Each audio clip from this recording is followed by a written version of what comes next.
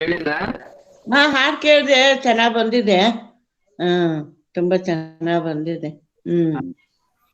ಆಮೇಲೆ ಇದನ್ ಬೆಳಿಗ್ಗೆ ಕಳ್ಸಿದೀನಪ್ಪ. ಬೆಳಗ್ಗೆ ಹಾಕ್ತೀರಪ್ಪರೇ?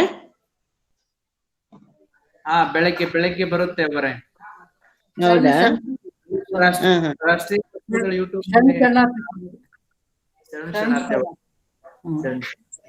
ಆರಾಮಿದ್ದೀರಾ? ಆರಾಮಿದೆ ಸರ್. ನಿಮ್ಮೆಲ್ಲರೂ ನೋಡೋದು ಬಾಕಿ.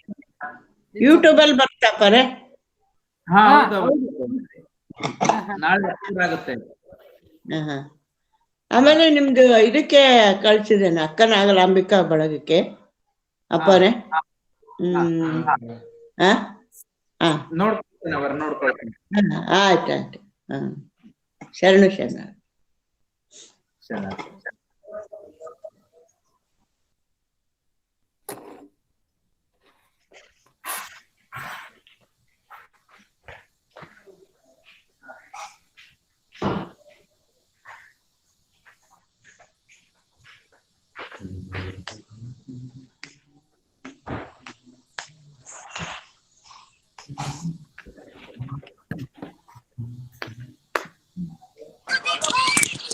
ಪುಷ್ಪಲತಾ ಅಕ್ಕರಿಗೆ ಶರಣು ಶರಣಾರ್ಥಿ.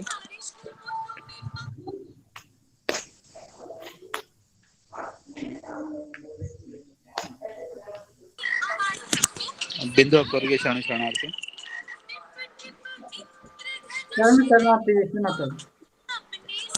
ಅವರೇ ಶರಣು ಶರಣಾರ್ಥಿ.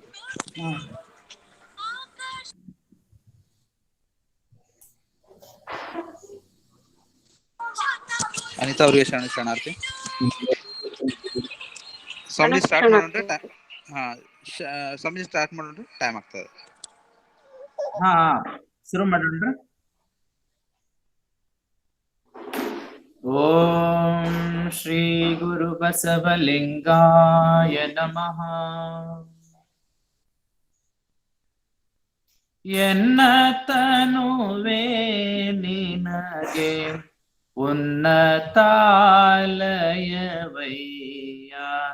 ಚನ್ನಾರ ಚೆಲುವ ವಿಶ್ವರೂಪಿ,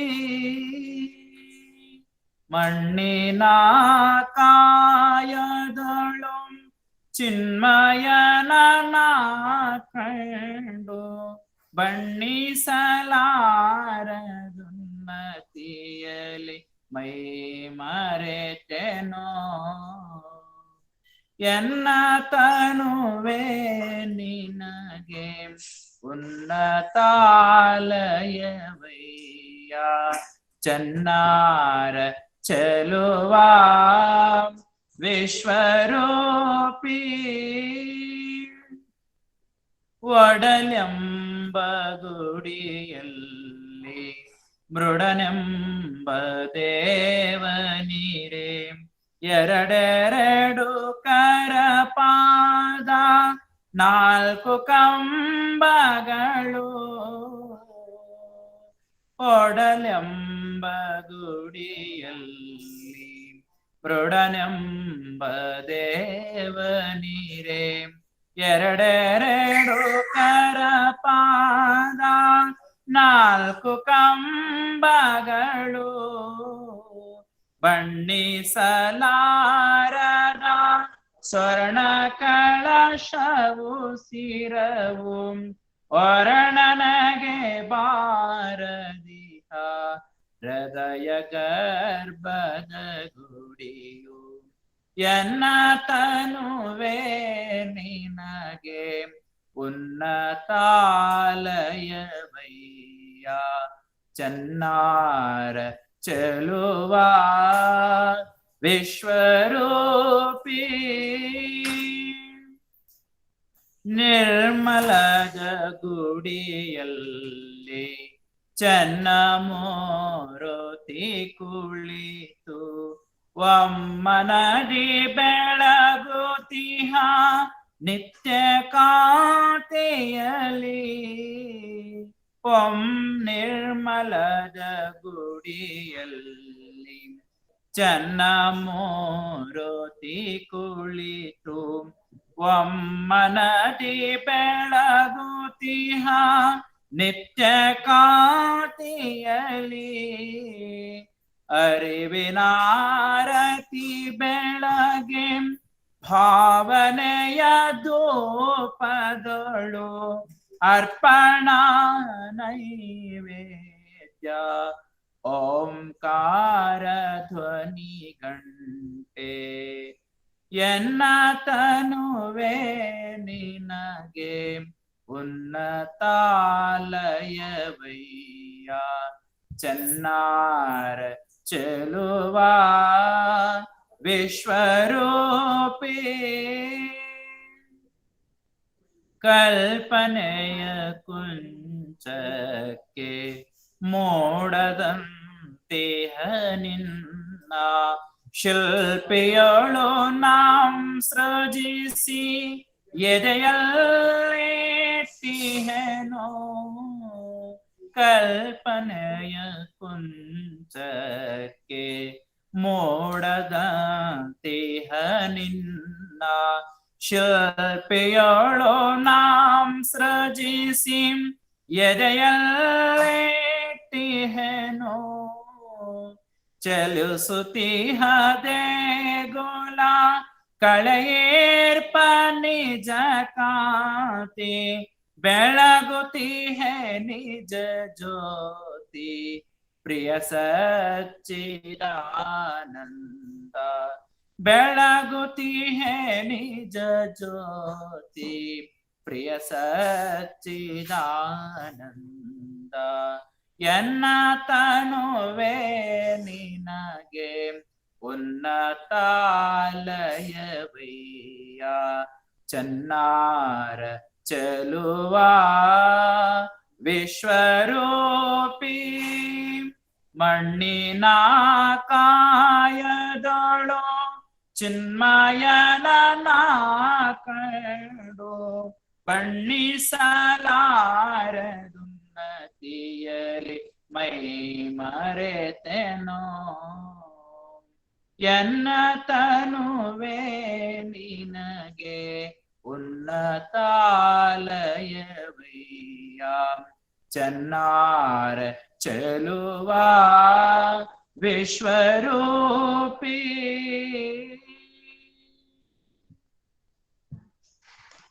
ಸೃಷ್ಟಿಕರ್ತನು ಸರ್ವಶಕ್ತನು ಜಗದೊಡೆಯನು ಆಗಿರುವ ಲಿಂಗದೇವನನ್ನ ಮನದಲ್ಲಿ ನೆನೆದು ಮಂತ್ರಪುರುಷ ಮಹಾಮಾನವತ್ವವಾದಿ ವಿಶ್ವಗುರು ಬಸವ ತಂದೆಯನ್ನ ಮನದಲ್ಲಿ ನೆನೆದು ಎಲ್ಲ ಆದಿಶರಣರನ್ನ ಮನದಲ್ಲಿ ಪ್ರಾರ್ಥಿಸಿಕೊಂಡು ಪರಮ ಪೂಜ್ಯ ಮಹಾ ಜಗದ್ಗುರು ಲಿಂಗೈಕ್ಯ ಲಿಂಗಾನಂದ ಅಪ್ಪಾಜಿಯವರನ್ನ ಭಕ್ತಿಯಿಂದ ನೆನೆದು ಎನ್ನ ದೀಕ್ಷೆ ಗುರುಗಳು ಅದ್ಭುತ ಸಾಹಿತ್ಯಗಳು ಕ್ರಾಂತಿಕಾರಿ ಪ್ರವಚನಕಾರರು ಲಿಂಗಾಯತ ಧರ್ಮದ ಪುನರುತ್ಥಾನಕರಾಗಿರುವ ಪರಮ ಪೂಜ್ಯ ಮಹಾ ಜಗದ್ಗುರು ಡಾಕ್ಟರ್ ಮಾತೆ ಮಹಾದೇವಿ ತಾಯಿಯವರ ಮನದಲ್ಲಿ ನೆನೆದು ಪರಮ ಪೂಜ್ಯ ಶ್ರೀ ಜಗದ್ಗುರು ಮಾತೆ ಗಂಗಾದೇವಿ ತಾಯಿಯವರ ಶ್ರೀಚರಣಗಳಿಗೆ ನತಮತ್ಸಕನಾಗಿ ಇಂದು ಡಿಜಿಟಲ್ ಅನುಭವ ಮಂಟಪದ ವೇದಿಕೆಯಲ್ಲಿ ಭಾಗಿಯಾಗಿರತಕ್ಕಂಥ ಆತ್ಮೀಯ ಶರಣ ಚೇತನಗಳೇ, ನಿಮ್ಮೆಲ್ಲರಿಗೂ ಭಕ್ತಿಪೂರ್ವಕ ಶರಣಾರ್ಥಿಗಳು. ನಾವು ಪ್ರತಿದಿನನೂ ಸಹಿತ ಒಂದೊಂದು ವಿಷಯದ ಮೇಲೆ ಚಿಂತನೆಯನ್ನ ಮಾಡ್ತಾ ಇದೀವಿ. ಅದರಲ್ಲೂ ವಿಶೇಷವಾಗಿ ಶಟಸ್ಥಲ ಸಿದ್ಧಾಂತವನ್ನ ಕುರಿತಾಗಿ ನಾವು ತಿಳ್ಕೊಳ್ತಾ ಇದ್ದೀವಿ.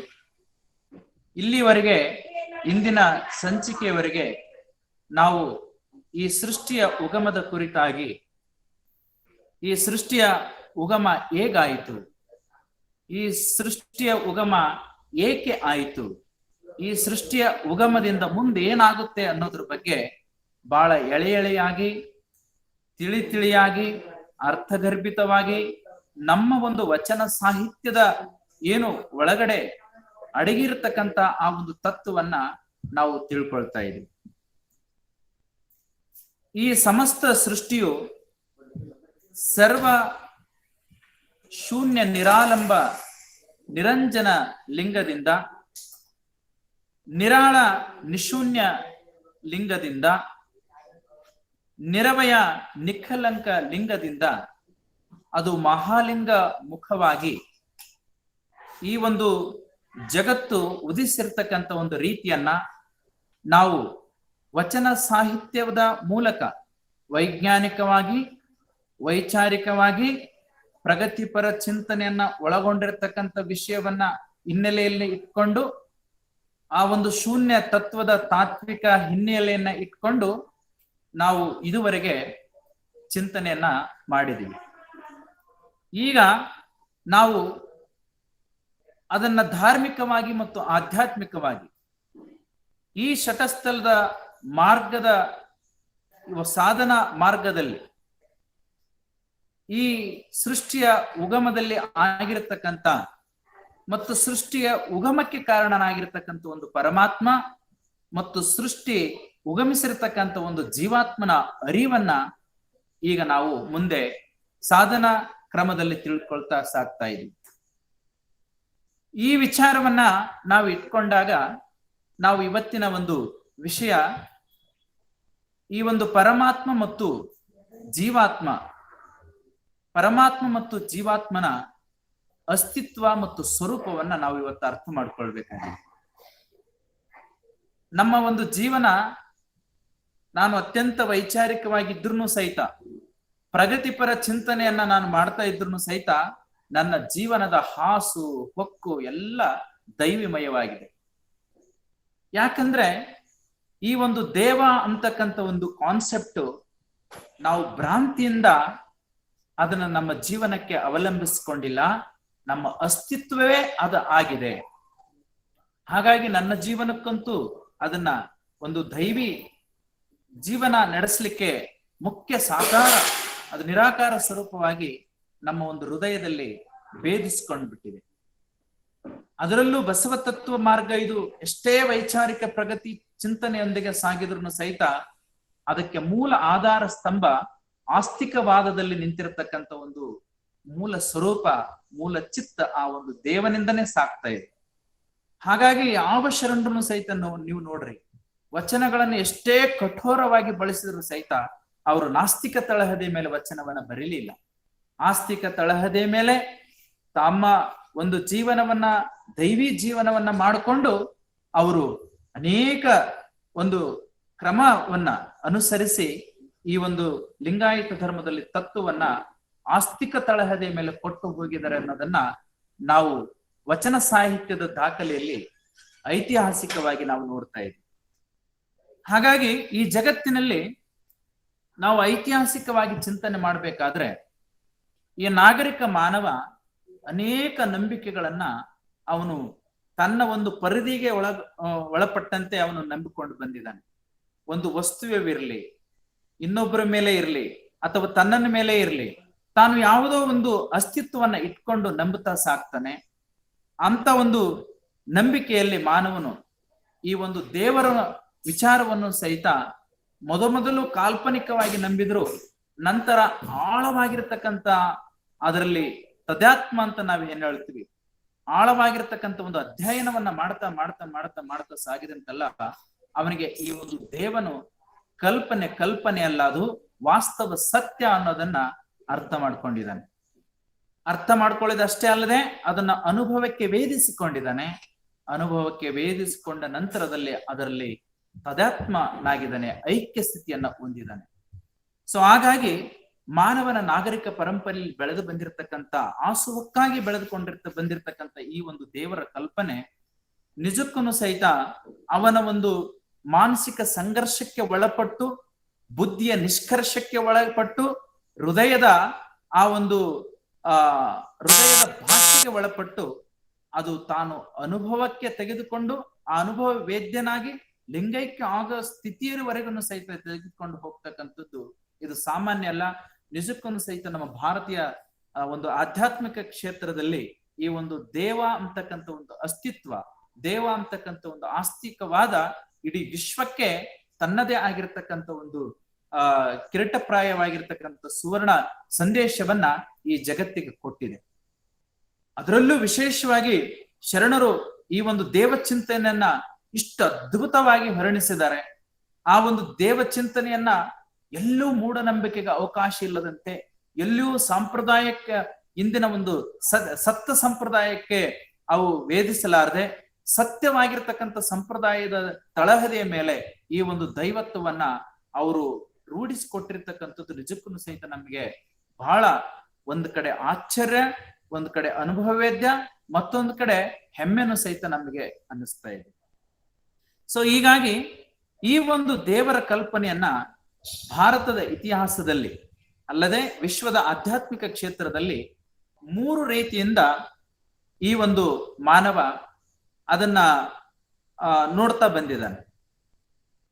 ಅಂದ್ರೆ ಮಾನವನ ಮೊದಲಿಗೆ ದೇವರ ಕಲ್ಪನೆ ಬರೋದಕ್ಕಿಂತ ಪೂರ್ವದಲ್ಲಿ ಅದ್ಭುತವಾಗಿ ಸೃಷ್ಟಿಯಾಗಿರ್ತಕ್ಕಂಥ ಈ ಒಂದು ಜಗತ್ತನ್ನ ನೋಡಿ ಅವನು ವಿಸ್ಮಯಗೊಂಡ, ಆಶ್ಚರ್ಯಚಕಿತನಾದ. ಇದೆಲ್ಲ ಹೇಗಾಯಿತು, ಇದೆಲ್ಲ ಯಾರಿಂದ ಆಯಿತು ಅನ್ನೋದನ್ನ ಅವನು ವಿಸ್ಮಯಕಾರಿಯಾಗಿ ಈ ಒಂದು ಜಗತ್ತನ್ನು ನೋಡಿ ಅವನಿಗೆ ಯಾವುದು ಬುದ್ಧಿಮಟ್ಟಕ್ಕೆ ನಿಲುಕೋದಿಲ್ಲೋ ಅದೆಲ್ಲವನ್ನು ಸಹಿತ ಪೂಜೆ ಮಾಡ್ಕೊಂತ ಬಂದ.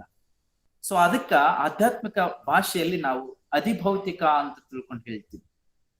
ಹಾಗೆ ಇಲ್ಲ, ಈ ಸೃಷ್ಟಿಯಾಗಿರ್ತಕ್ಕಂಥ ಈ ಜಗತ್ತು ನಾವು ಕಾಣತಕ್ಕಂಥದ್ದು ಇಷ್ಟೇ ಅಲ್ಲ, ಇದರ ಆಚೆ ಎಲ್ಲೋ ಒಂದು ಕಡೆ ಆ ಒಂದು ನಾವು ನಂಬ್ಕೊಳ್ತಕ್ಕಂಥ ಒಂದು ದೇವನ ಆ ಸ್ಥಳ ಇರಬೇಕು ಅಂತ ತಿಳ್ಕೊಂಡು, ಅಲ್ಲೆಲ್ಲೋ ದೇವಾನುದೇವತೆಗಳು ಇದ್ದು ಏನೋ ಕೆಲಸ ಮಾಡ್ತಿರ್ಬೇಕು ಅಂತ ತಿಳ್ಕೊಂಡು ತನ್ನ ಭ್ರಾಂತಿಗೆ ನಿಲುಕುವಷ್ಟು, ತನ್ನ ಒಂದು ಬುದ್ಧಿಮಟ್ಟಕ್ಕೆ ನಿಲುಕುವಷ್ಟು ಯೋಚನೆ ಮಾಡಿ ಎಲ್ಲೋ ಒಂದು ದೇವತೆಗಳ ಲೋಕ ಇದೆ ಅಂತ ತಿಳ್ಕೊಂಡು ಹೇಳಿದ.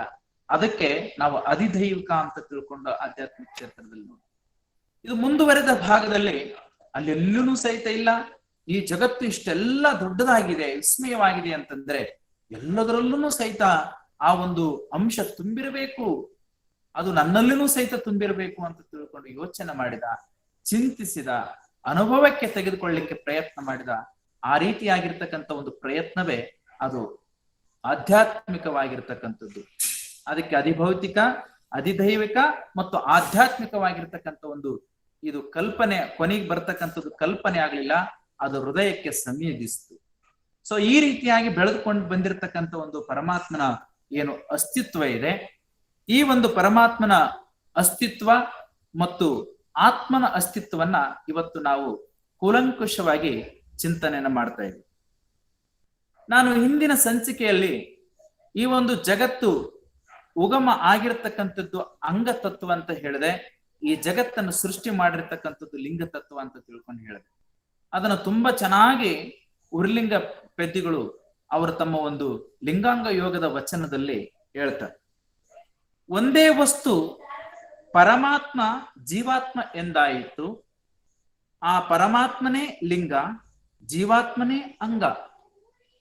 ತತ್ ಪದವೇ ಪರಮಾತ್ಮ, ತ್ವಂ ಪದವೇ ಜೀವಾತ್ಮ, ಅಸಿ ಪದವೇ ತಾದಾತ್ಮವಯ್ಯ, ಉರ್ಲಿಂಗ ಪೆದ್ದಿ ಪ್ರಿಯ ವಿಶ್ವೇಶ್ವರ. ಇದನ್ನ ವಚನ ನಾವು ವಿವೇಚನೆ ಮಾಡಿದಂತೆಲ್ಲ ನಿಜಕ್ಕೂ ಸಹಿತ ನಮಗೆ ಒಂದು ವಿಶೇಷವಾಗಿರ್ತಕ್ಕಂಥ ಅನುಭವವನ್ನು ನೀಡ್ತದೆ. ಅಂದ್ರೆ ಪರಮಾತ್ಮ ಜೀವಾತ್ಮ ಹೇಗಾಯಿತು ಅವ್ರು ಹೇಳ್ತಾರೆ, ಒಂದೇ ಒಂದು ತತ್ವದಲ್ಲಿ ಒಂದು ಸೆಂಟೆನ್ಸ್ ನಲ್ಲಿ ಅವ್ರು ತಿಳಿಸ್ಬಿಡ್ತಾರೆ. ಪರಮಾತ್ಮನ ಲಿಂಗ, ಜೀವಾತ್ಮನೇ ಅಂಗ.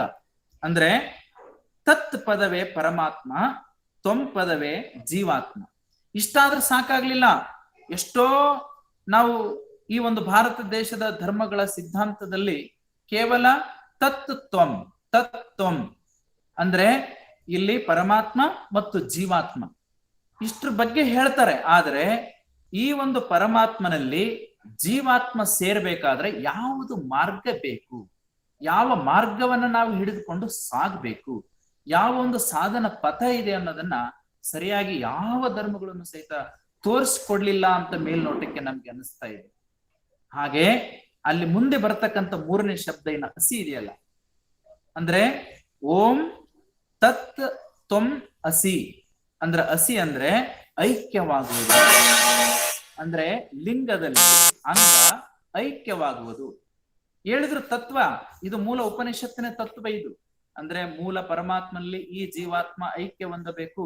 ಆದ್ರೆ ಐಕ್ಯ ಹೊಂದಬೇಕಾದ್ರೆ ಯಾವ ಕ್ರಮವನ್ನ ನಾವು ಅವಲಂಬಿಸಬೇಕು, ಯಾವ ಒಂದು ಮಾರ್ಗವನ್ನ ಹಿಡಿಬೇಕು ಅಂತಕ್ಕಂಥದ್ದು ಅಲ್ಲೆಲ್ಲೂ ಸಹಿತ ತೋರ್ಲಿಲ್ಲ. ಕೇವಲ ಒಂದು ಬ್ರಹ್ಮಜ್ಞಾನವನ್ನ ಮಾತ್ರ ಇಟ್ಟುಬಿಟ್ರು.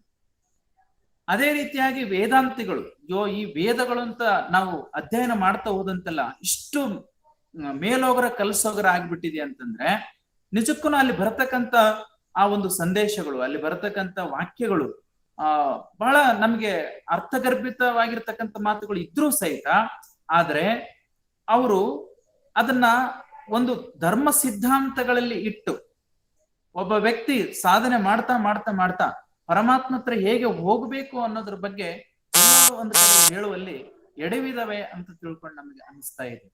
ಯಾಕಂದ್ರೆ ವೇದಗಳು ಕೇವಲ ಒಂದು ಸಿದ್ಧಾಂತದ ತಳಹದಿ ಮೇಲೆ ಇಲ್ಲ. ಅಲ್ಲಿ ವೇದಗಳಲ್ಲಿ ಉಪನಿಷತ್ತು ವಾಕ್ಯಗಳನ್ನ ತೆಗೆದುಕೊಂಡಿದ್ದಾರೆ, ಶಂಕರಾಚಾರ್ಯರ ದ್ವೈತ ಸಿದ್ಧಾಂತವನ್ನ ತೆಗೆದುಕೊಂಡಿದ್ದಾರೆ, ರಾಮಾನುಚಾರ್ಯರ ದ್ವೈತ ಸಿದ್ಧಾಂತವನ್ನ ತೆಗೆದುಕೊಂಡಿದ್ದಾರೆ, ಮಧ್ವಾಚಾರ್ಯರ ಏನು ರಾಮಾನುಚಾರ್ಯ ವಿಶಿಷ್ಟಾದ್ವೈತ, ಮಧ್ವಾಚಾರ್ಯರ ದ್ವೈತ ಸಿದ್ಧಾಂತ, ಹೀಗೆ ಬುದ್ಧನ ಒಂದು ವಿಚಾರಗಳನ್ನು ಸಹಿತ ತೆಗೆದುಕೊಳ್ತಾರೆ.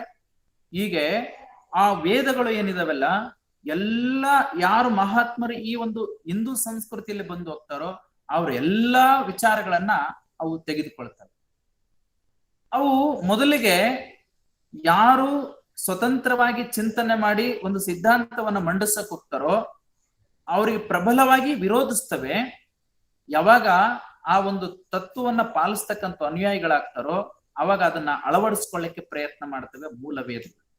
ಹೀಗೆ ಆಗಿ ಅದು ಹೆಂಗಾಗ್ಬಿಟ್ಟಿದೆ ಅಂತಂದ್ರೆ, ಈಗ ನಮ್ ತಟ್ಟೆ ಒಳಗಡೆ ಅನ್ನ, ಚಪಾತಿ, ಪಲ್ಯ, ಸ್ವೀಟು ಇದೆಲ್ಲ ಇಟ್ಕೊಂಡು ನಾವು ಒಂದೊಂದನ್ನೇ ತಿನ್ಕೊಂತ ಹೋಗ್ಬೇಕು. ಈಗ ಅದನ್ನ ಬಿಟ್ಟು ಎಲ್ಲಾ ಇಟ್ಟಿದ್ದಾರೆ ಅಂತ ಹೇಳಿ ತಿಳ್ಕೊಂಡು ಎಲ್ಲವನ್ನ ಮಿಕ್ಸ್ ಮಾಡ್ಕೊಂಡು ಕೂಡಿಸ್ಕೊಂಡು ನಾವು ತಿನ್ಲಕ್ ಹೋದ್ರೆ ಅವಾಗ ಅಲ್ಲಿ ಒಂಥರ ನಮ್ಗೆ ಅಸಹ್ಯ ಅನ್ನಿಸ್ತದೆ. ಹಾಗೆ ಮೂಲ ವೇದಗಳು ಇವು ಏನಿದಾವೆ ಅಂದ್ರೆ ಮೂಲ ವೇದಗಳ ಜ್ಞಾನ ಇದೆ, ಆಮೇಲೆ ನಂತರದಲ್ಲಿ ಆಗಿರ್ತಕ್ಕಂಥ ಕರ್ಮಕಾಂಡಗಳು, ಆಮೇಲೆ ಈ ಭಾರತೀಯ ಸಂಸ್ಕೃತಿಯಲ್ಲಿ ಹುಟ್ಟಿ ಬಂದಿರತಕ್ಕಂಥ ಮಹಾತ್ಮರು ಎಲ್ಲ ವಿಚಾರಗಳನ್ನ ಒಳಗೊಂಡು ಅಲ್ಲಿ ಯಾವ ಮಾರ್ಗ ಹಿಡಿಬೇಕು ಅನ್ನೋದು ನಮಗ್ ಗೊತ್ತಾಗಲಾರ್ದೆ ಅಲ್ಲಿ ಸಾಧಕ ಒಂಥರ ಡಿಸ್ಮೂಡ್ ಆಗ್ಬಿಡ್ತಾನೆ. ಸೊ ಹಾಗಾಗಿ ಇಲ್ಲಿ ಒಂದು ಅನುಕ್ರಮ ಈ ಒಂದು ವೇದಾಂತದಲ್ಲಿ ಸಿಗ್ತಾ ಇಲ್ಲ. ಧ್ಯಾನ ಇದೆ, ಯೋಗ ಇದೆ. ಯೋಗ ಧ್ಯಾನ ಇದ್ದು ಮಾತ್ರಕ್ಕೆ ನಾವು ಪರಮಾತ್ಮ ಹತ್ರ ಬೆರಿತೀವಿ ಅನ್ನೋಷ್ಟ್ರ ಮಟ್ಟಿಗೆ ನಾವು ಅಷ್ಟು ಸತ್ಯವನ್ನ ಹೇಳಲಿಕ್ಕೆ ಸಾಧ್ಯ ಇಲ್ಲ. ಸೊ ಹಾಗಾಗಿ ಅಲ್ಲಿ ವೇದಗಳು ಅಷ್ಟಕ್ಕೆ ನಿಂತು ಬಿಡುತ್ತವೆ. ಆಮೇಲೆ ನಮ್ಮ ಒಂದು ಬೌದ್ಧ ಧರ್ಮವನ್ನ ನಾವು ನೋಡ್ಕೊಂಡಾಗ ಮೂಲ ಬುದ್ಧನು ಅವ್ರ ಹತ್ರ ಬಂದು ಪ್ರಶ್ನೆ ಕೇಳಿದಾಗ ಹೇಳ್ತಾರೆ, ದೇವ್ರು ಅದನ್ನೋ ಇಲ್ಲೋ ಬುದ್ಧ ದೇವ. ಅವಾಗ ಇದನ್ನಂತೂ ಹೇಳೋದಿಲ್ಲ, ಇಲ್ಲ ಅಂತನೂ ಹೇಳೋದಿಲ್ಲ, ಮಹಾಮೌನಿಯಾಗಿ ಇದ್ದು ಬಿಡ್ತಾನೆ, ಧ್ಯಾನಸಕ್ತನಾಗಿ ಬಿಡ್ತಾನೆ. ಅವಾಗ ಅಲ್ಲಿದ್ದವರು ಕೆಲವರು ಇದಾನಂತ ತಿಳ್ಕೊಂಡ್ರು, ಕೆಲವರು ಇಲ್ಲ ಅಂತ ತಿಳ್ಕೊಂಡ್ರು. ಆದ್ರೆ ಬುದ್ಧ ಹೇಳಿಲ್ಲ. ಯಾಕೆ ಹಂಗೆ ಹೇಳಿಲ್ಲ ಅಂದ್ರೆ ಈ ಮೂಲ ವೇದಗಳು ಸೃಷ್ಟಿ ಮಾಡಿರ್ತಕ್ಕಂಥ ಅವಾಂತರಗಳನ್ನ ನೋಡ್ಕೊಂಡ. ಯಾಕಂದ್ರೆ ಅದೇ ಮೂಲ ದೈವವನ್ನ ವರ್ಣಿಸ್ತಾರೆ. ಏಕಂ ಸತ್ ವಿಪ್ರ ಬಹುಧಾ ವದಂತಿ, ಪರಮಾತ್ಮನು ಒಬ್ಬನೇ ಇದ್ದಾನೆ, ಮೂಲ ಪರಮಾತ್ಮ ಅವನು ತತ್ ಸ್ವರೂಪನಾಗಿದ್ದಾನೆ, ಓಂ ಸ್ವರೂಪನಾಗಿದ್ದಾನೆ ಅಂತ ಹೇಳಿದ್ರೆ ಆಮೇಲೆ ಕಾಲಾನಂತರದಲ್ಲಿ ಆ ಒಂದು ದೇವನಿಗೆ ರೂಪ ಕೊಟ್ರು, ವರ್ಣನೆ ಮಾಡ್ತಾ ಹೋದ್ರು, ರಂಜಿಸಿದ್ರು. ಆ ಒಂದು ಪರಮಾತ್ಮನ ವಿಕೃತಗೊಳಿಸಿ ಪೂಜೆ ಮಾಡ್ಲಿಕ್ಕೆ ಶುರು ಮಾಡಿಬಿಟ್ರಲ್ಲ, ಅವಾಗ ಏನಾಯ್ತು ಅಂದ್ರೆ ಈ ಒಂದು ಕರ್ಮಕಾಂಡದಲ್ಲಿ ವರ್ಣ ವಿಭಜನೆ ಆಯ್ತು, ಶ್ರೇಣೀಕೃತ ವ್ಯವಸ್ಥೆ ಬಂದ್ಬಿಡ್ತು. ಆಮೇಲೆ ಇಲ್ಲಿ ಗುಲಾಮಗಿರಿ ಸಂಸ್ಕೃತಿ ಬಂದ್ಬಿಡ್ತು. ಪೂಜಾರಿ ಆಗ್ತಕ್ಕಂಥವನು ಭಕ್ತನಾಗೇ ಇರಬೇಕು ಅಂತಕ್ಕಂಥದ್ದು, ಇಲ್ಲಿ ಮೇಲಿರಿಮೆ ಕೀಳಿರಿಮೆ ಬಂದ್ಬಿಡ್ತು. ಇದನ್ನೆಲ್ಲ ನೋಡಿರ್ತಕ್ಕಂಥ ಒಂದು ಕಟ್ ಆಯ್ತಿರಿ ಸರ್, ಅವರು ಹೋಗ್ಲಿಲ್ಲ. ಹಲೋ ಅಣ್ಣ, ಕ್ಲಿಯರ್ ಆಗಿ ಬರ್ತಾ ಇದೆ ಅಣ್ಣ, ಕ್ಲಿಯರ್ ಆಗಿ ಕೇಳಿಸ್ತಾ ಇದೆ. ಮೋಸ್ಟ್ ಪ್ರಾಬಬ್ಲಿ ನಿಮ್ ನೆಟ್ವರ್ಕ್ ಇಶ್ಯೂ ಇರ್ಬೋದು. ಸ್ವಾಮೀಜಿ ನೀವು ಕಂಟಿನ್ಯೂ ಮಾಡಿ. ಹಾಗಾಗಿ ಬುದ್ಧ ಇದು ಯಾವ್ದ್ರ ಕೂಸಿಗೆ ಹೋಗ್ಲಿಲ್ಲ, ಶಾಂತವಾಗಿ ಕುಳಿತುಕೊಂಡ. ನಿನ್ಗೇನ್ ಬೇಕು, ಒಳ್ಳೇದ್ ಮಾಡ್ಬೇಕಾ, ದೇವ್ರಂದ್ರೇನು ಒಳ್ಳೆಯದು, ಆ ಒಂದು ಸತ್ಯ ಮಾರ್ಗ, ಆ ಸತ್ಯದನ್ನೇ ಮಾತಾಡು, ಒಳ್ಳೇದನ್ನೇ ಮಾಡು, ಅದೇ ಒಂದು ದೇವರು ಅಂತ ತಿಳ್ಕೊ. ಅಂದ್ರೆ ಏಳು ವಿಚಾರದಲ್ಲಿ ದೇವರನ್ನ ಇಂಡೈರೆಕ್ಟ್ಲಿ ಪರೋಕ್ಷವಾಗಿ ಬುದ್ಧ ಒಪ್ಪಿದ್ದ. ಆದರೆ ಒಂದು ವೇಳೆ ನಾನು ಒಂದು ರೂಪ ಕೊಡೋದಾಗ್ಲಿ ಅಥವಾ ಅವನ ಅಸ್ತಿತ್ವ ಕುರಿತು ಮಾತಾಡಿದಂತಂದ್ರೆ ಕಾಲಾನಂತರದಲ್ಲಿ ನನ್ನ ಅನುಯಾಯಿಗಳು ಮತ್ತೆ ಈ ಮೂಲ ವೇದಾಂತಿಗಳು ಮಾಡಿರ್ತಕ್ಕಂಥ ಒಂದು ವ್ಯವಸ್ಥೆಯನ್ನ ಜಾರಿಗೆ ತಂದು ಬಿಡ್ತಾರೋ ಅಂತ ತಿಳ್ಕೊಂಡು ಅಲ್ಲೆಲ್ಲೋ ಒಂದು ಕಡೆ ಬುದ್ಧನಿಗೆ ಆತಂಕ ಆಯ್ತೇನೋ, ಅದಕ್ಕೆ ತಟಸ್ಥವಾಗಿಬಿಟ್ಟ. ಆದ್ರೆ ಬುದ್ಧನ ಆತ್ಮವಾದವನ್ನ ಒಪ್ತಾನೆ, ಅನಂತ ಆತ್ಮಗಳು ಇದಾವೆ ಅಂತ ತಿಳ್ಕೊಂಡು ಒಪ್ತಾನೆ. ಮೂಲ ಉಗಮ ಸೃಷ್ಟಿ ಬಗ್ಗೆ ಮಾತಾಡಕ್ ಹೋಗಲ್ಲ, ದೇವನ ಬಗ್ಗೆ ಮಾತಾಡೋದಿಲ್ಲ. ಆದ್ರೆ ದೇವನನ್ನ ಅಂತರಂಗದಲ್ಲಿ ಅಳವಡಿಸಿಕೊಂಡಿರ್ತಾನೆ. ಆತನ ಆ ಒಂದು ಧ್ಯಾನವನ್ನ ನೋಡಿದಾಗ, ಆ ಒಂದು ಚಿನ್ಮಯ ಚಿತ್ಪ್ರಕಾಶ ಸ್ವರೂಪನಾಗಿರ್ತಕ್ಕಂಥ ಆ ಒಂದು ಸ್ಥಿತಿಯನ್ನ ನಾವು ನೋಡಿದಾಗ ಸಾಕ್ಷಾತ್ ಒಂದು ದೇವನಲ್ಲಿ ಐಕ್ಯವಾಗಿರ್ತಕ್ಕಂಥ ಒಂದು ಸ್ಥಿತಿಯನ್ನ ನಾವು ಕಾಣ್ತೀವಿ. ಅಂದ್ರೆ ಪರೋಕ್ಷವಾಗಿ ಬುದ್ಧನು ದೇವರನ್ನು ಒಪ್ಪಿದ್ದ. ಆದ್ರೆ ಅಲ್ಲಿ ಜೈನ ಧರ್ಮ ದೇವತೆಗಳನ್ನ ಒಪ್ಪುತ್ತವೆ, ಆದ್ರೆ ಮೂಲ ದೇವರನ್ನು ಒಪ್ಪೋದಿಲ್ಲ, ಆತ್ಮರುಗಳನ್ನ ಒಪ್ತಾರೆ, ಆತ್ಮದ ಅಸ್ತಿತ್ವವನ್ನು ಹೇಳ್ತಾರೆ. ಅಲ್ಲಿ ಆತ್ಮ ಅಣು ಅಣುವಾಗಿ ಈ ಜಗತ್ತಿನೆಲ್ಲೆಡೆ ತುಂಬಿದೆ, ಅನಂತ ಪರಮಾಣುಗಳಿಂದ ಕೂಡಿದೆ, ಅದಕ್ಕೆ ಪುದ್ಗಲಗಳು ಅಂತ ತಿಳ್ಕೊಂಡವ್ರು ಹೇಳ್ತಾರೆ. ಅನೇಕಾಂತವಾದದಲ್ಲಿ ಎಲ್ಲವೂ ಒಂದು ಕಡೆಯಿಂದ ಸತ್ಯ ಅಂತಕ್ಕಂಥದ್ದು ಯಾವುದಾದ್ರೂ ದಿಕ್ಕಿನಿಂದನೂ ಸಹಿತ ಅದು ಇದೆ, ಒಂದೇ ದಿಕ್ಕು ಸತ್ಯದ ಮಾರ್ಗಕ್ಕೆ ಅಂತ ಇಲ್ಲ. ಹಾಗಾಗಿ ಈ ಒಂದು ಸತ್ಯದ ಅಂಶಗಳು, ಈ ಸತ್ಯದ ಕಣಗಳು ಈ ಜಗತ್ತಿನೆಲ್ಲ ತುಂಬಿದೆ. ಅದಕ್ಕಾಗಿ ಅದಕ್ಕೆ ಪುದ್ಗಲಗಳು ಅಂತ, ಆತ್ಮ ಅಂತ ನಾವೇನು ಆತ್ಮ ಅಂತೀವಲ್ಲ ಅದಕ್ಕೆ ಅವರು ಪುದ್ಗಲಗಳು ಅಂತ ತಿಳ್ಕೊಂಡು ಕರೀತಾರೆ. ಸೊ ಹೀಗಾಗಿ ಒಂದು ಕಡೆ ಜೈನ ಧರ್ಮನು ಸಹಿತ ಆತ್ಮವಾದವನ್ನು ಒಪ್ಪುತ್ತದೆ ಅಂತಂದ್ರೆ ಅಲ್ಲಿ ದೇವನನ್ನು ಒಪ್ಪಿದೆ ಅಂತ ಅರ್ಥ. ಆದ್ರೆ ನೇರವಾಗಿ ಹೇಳಿಲ್ಲ ಅಂದ್ರೂ ಪರವಾಗಿಲ್ಲ, ಪರೋಕ್ಷವಾಗಿ ಒಪ್ಪಿದೆ. ಇವು ನಮ್ಮ ಒಂದು ಆಗ್ನೇಯವಾದ ಧರ್ಮ. ಆಮೇಲೆ ನೇರವಾಗಿ ದೇವನನ್ನು ಒಪ್ಪಿರತಕ್ಕಂಥ ಪಾಶ್ಚಿಮಾತ್ಯ ಧರ್ಮಗಳು ಏನಿದಾವೆ, ಇಸ್ಲಾಂ ಧರ್ಮ. ಈ ಒಂದು ಇಸ್ಲಾಂ ಧರ್ಮ ದೇವನ ಅಸ್ತಿತ್ವವನ್ನು ಒಪ್ಪುತ್ತೆ.